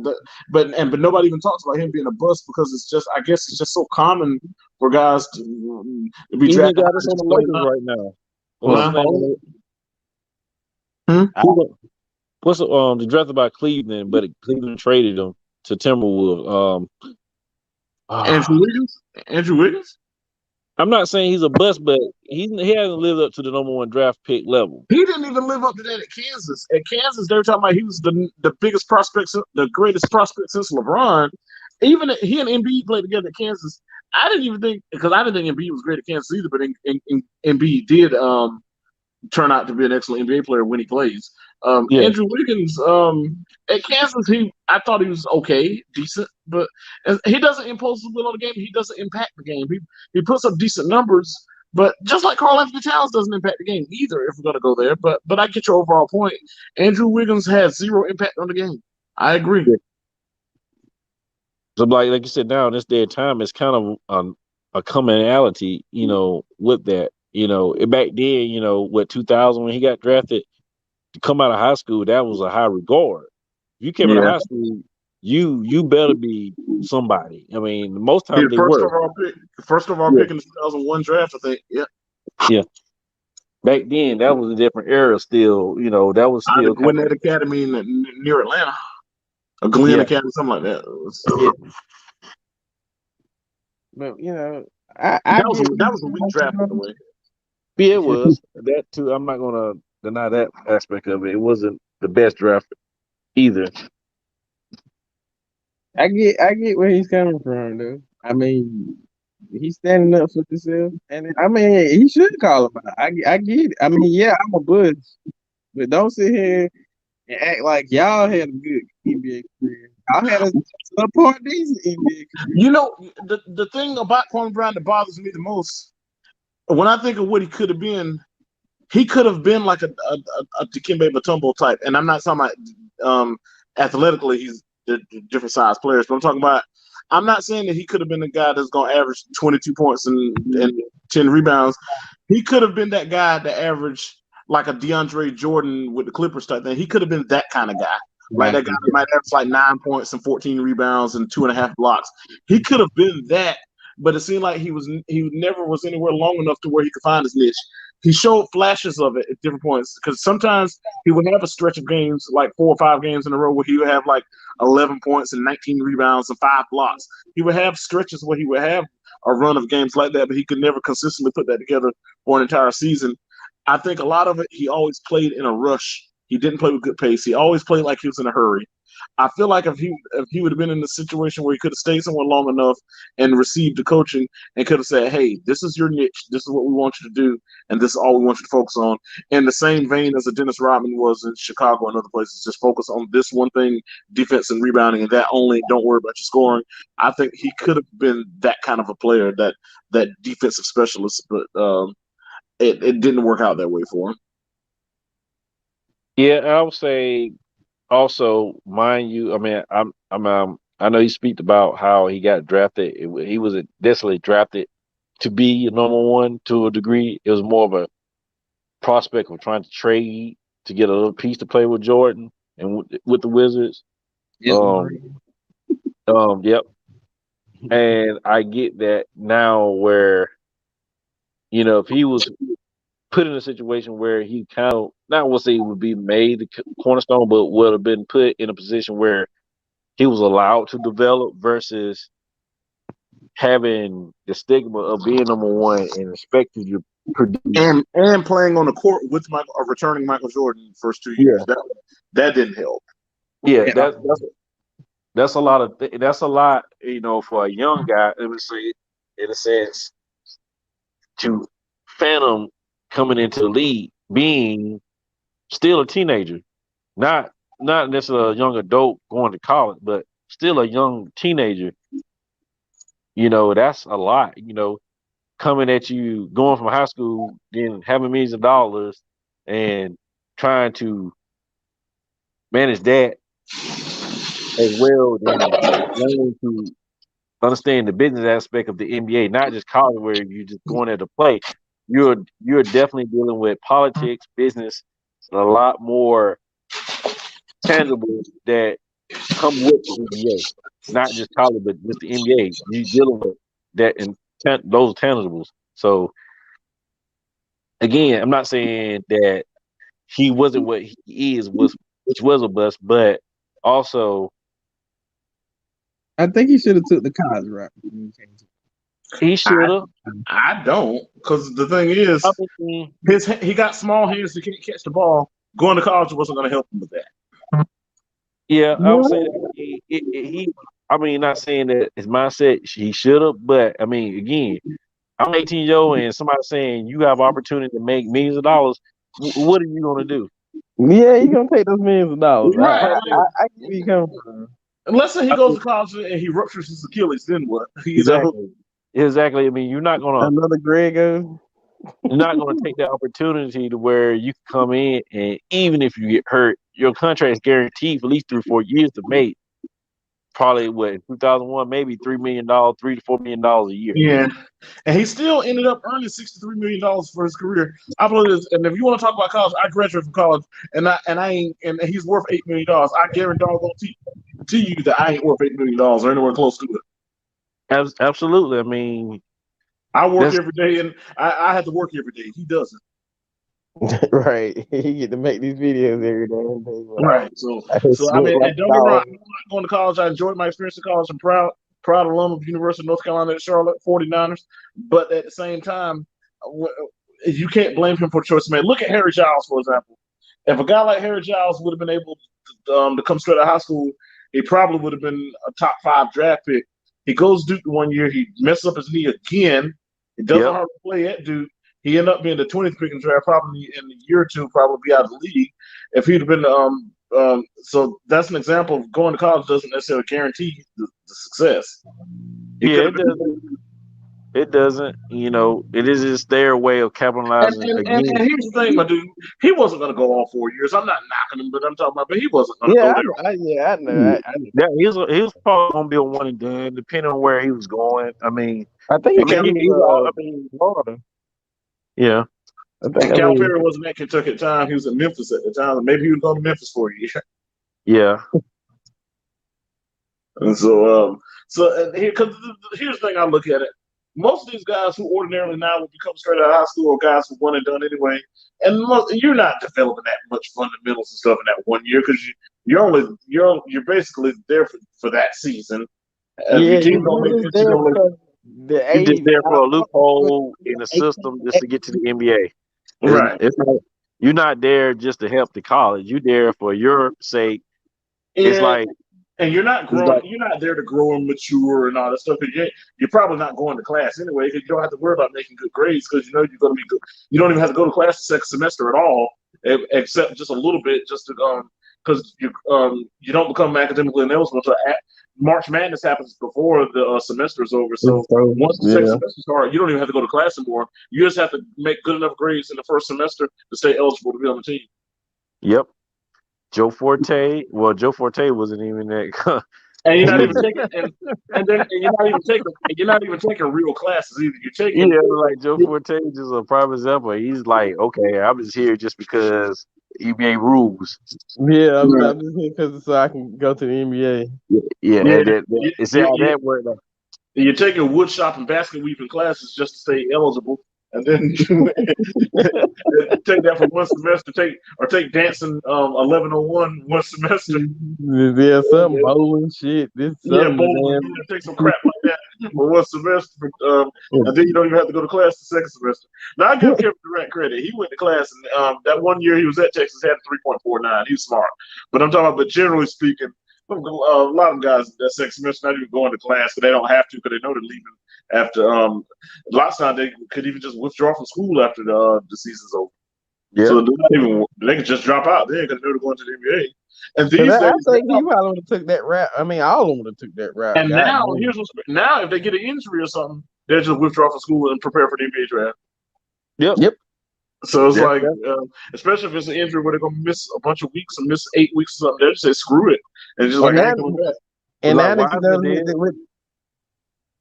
Wasn't Wiseman in that same situation with Memphis? Well, the situation with Wiseman was that he played about 4 games. The situation was Penny Hardaway used to be his AAU coach too, and I think Yeah. he was poor and stuff. And I think Hardaway helped him out with some finances and stuff, and that somehow was considered an NCAA violation, so they suspended him for 13 games.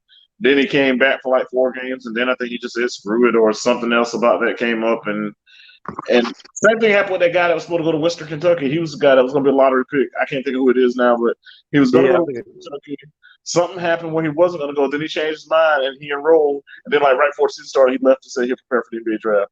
And that would have been a big get for a school like Western Kentucky. But yeah, I'm not knocking the guys that are making business decisions for it and they're doing what's best for them.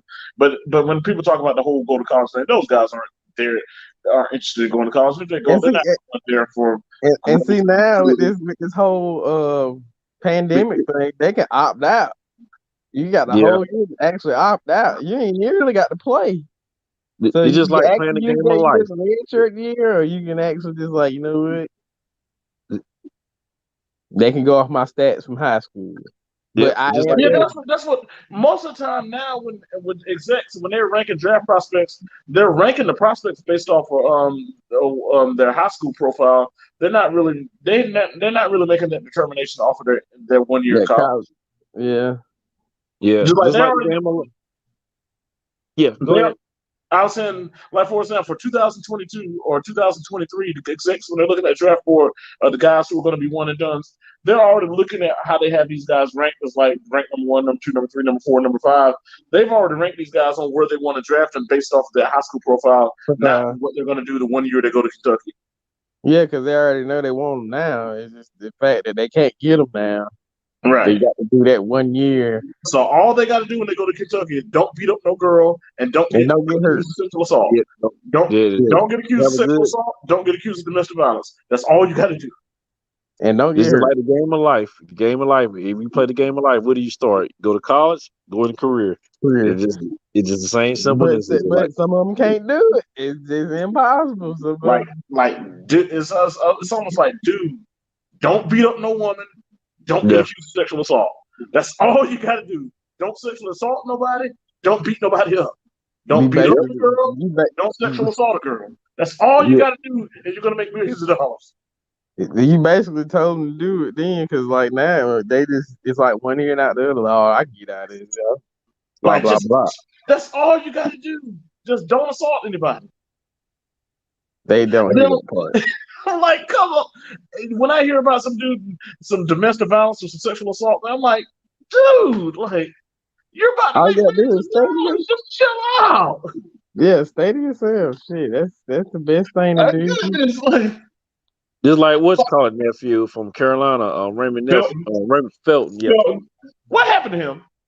that's still like that's like the mystery. They one of the world. I'll put it that way. Like I'm gonna say it. What he transferring out from North Carolina and stuff? But they were trying to transfer him out, but I don't know if he went overseas and he didn't pan out overseas. But like that was a mystery. Like he was there 1 minute, he gone. He was But gone, whoever it and don't was, nobody know.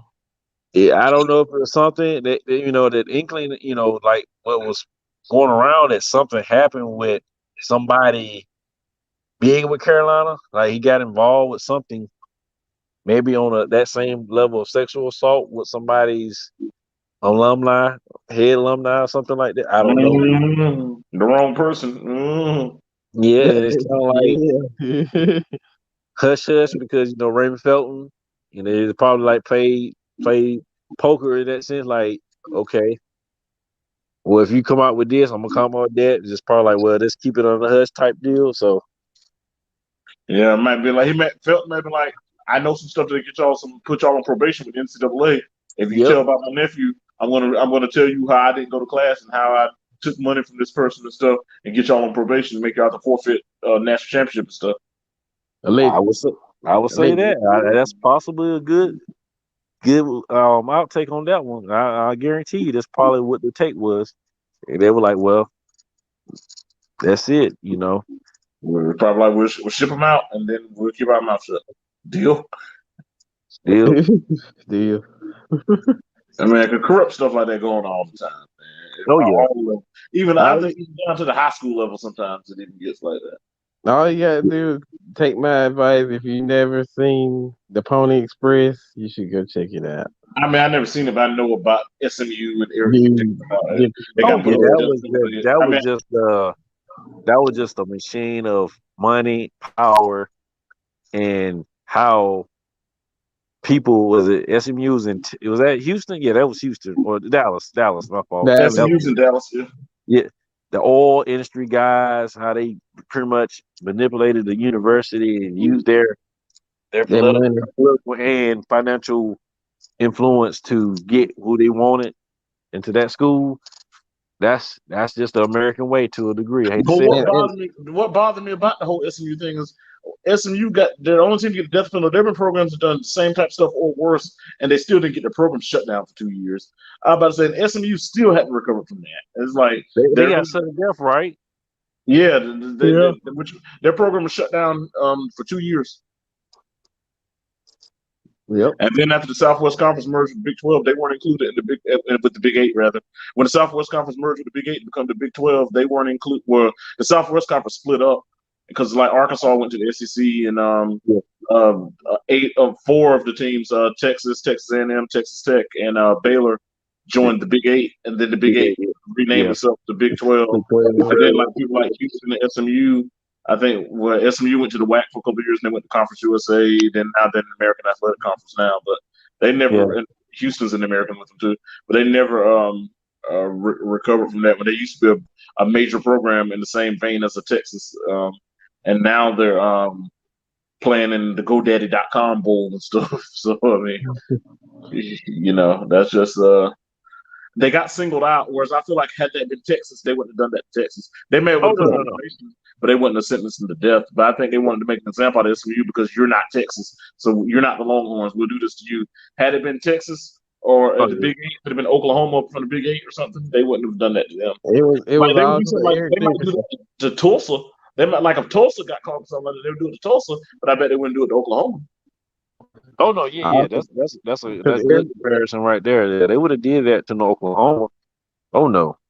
But if the everybody Tulsa Golden wanted Eric. Hurricanes got caught up like Because that, they would do it to them. I think everybody wanted Eric Dickerson, and he was like we got to have it was the Eric Dickerson sweepstakes. Yep. Basically, if you think about it, it was everybody was in that area wanted Eric Dickerson. Yep, in the state of Texas, and Yeah.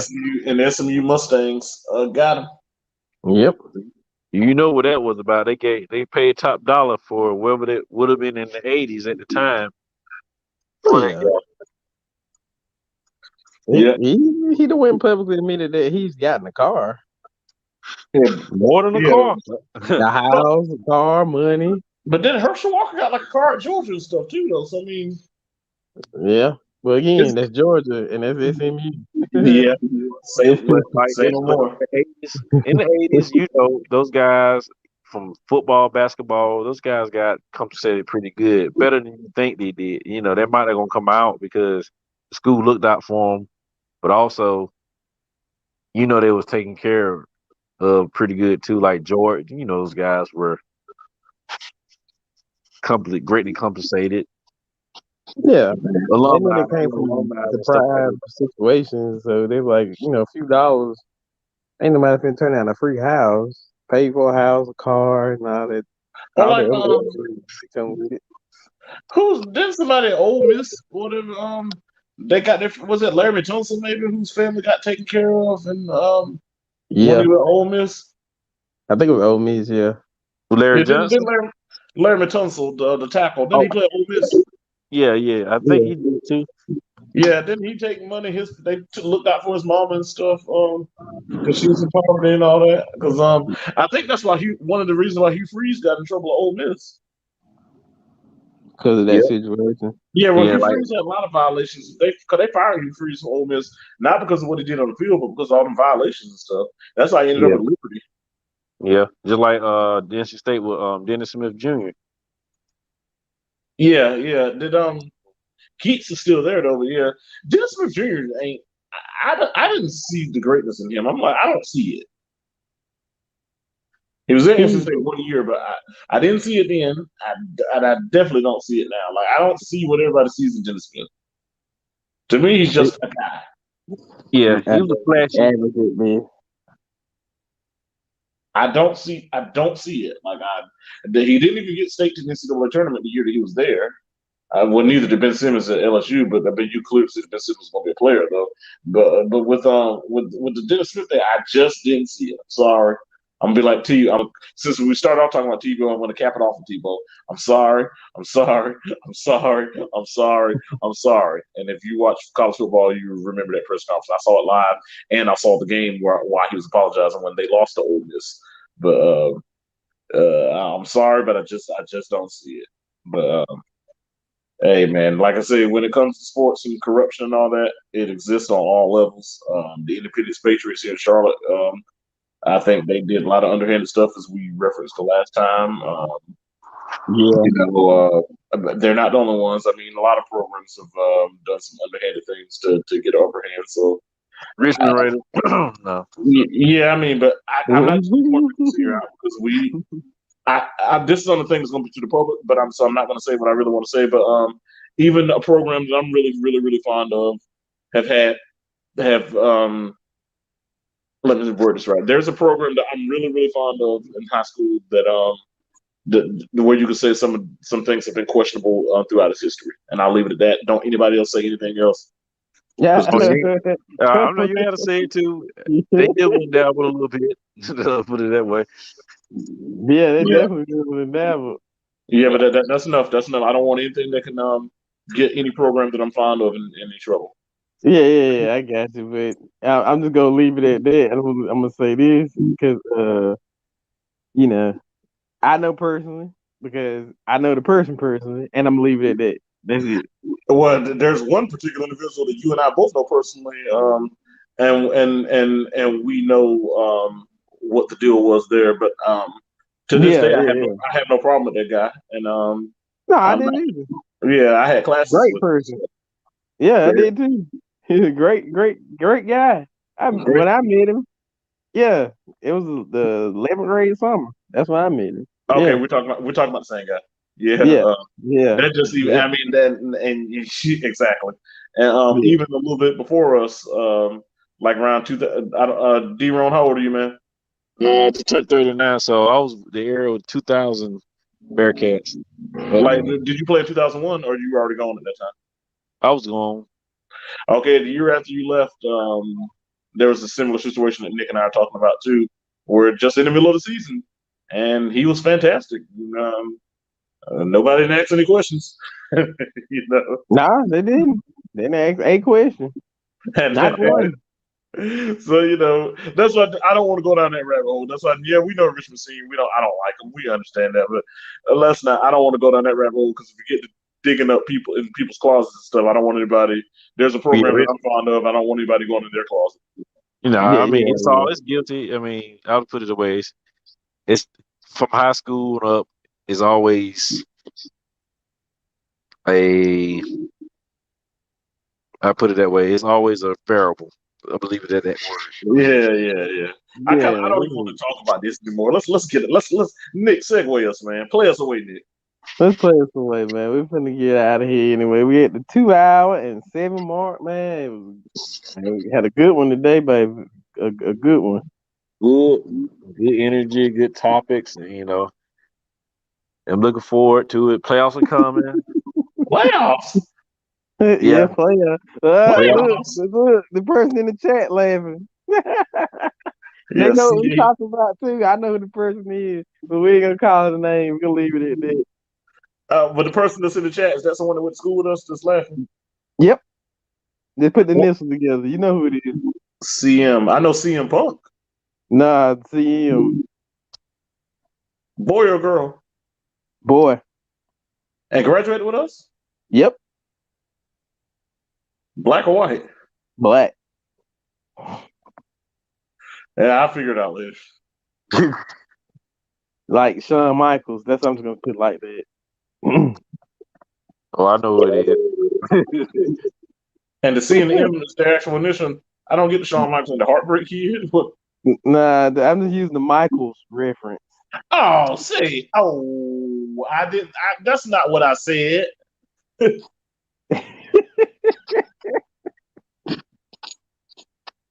Man, I ain't seen him in like 10 years. Like, what, are you in New York or somewhere? Yeah, he was.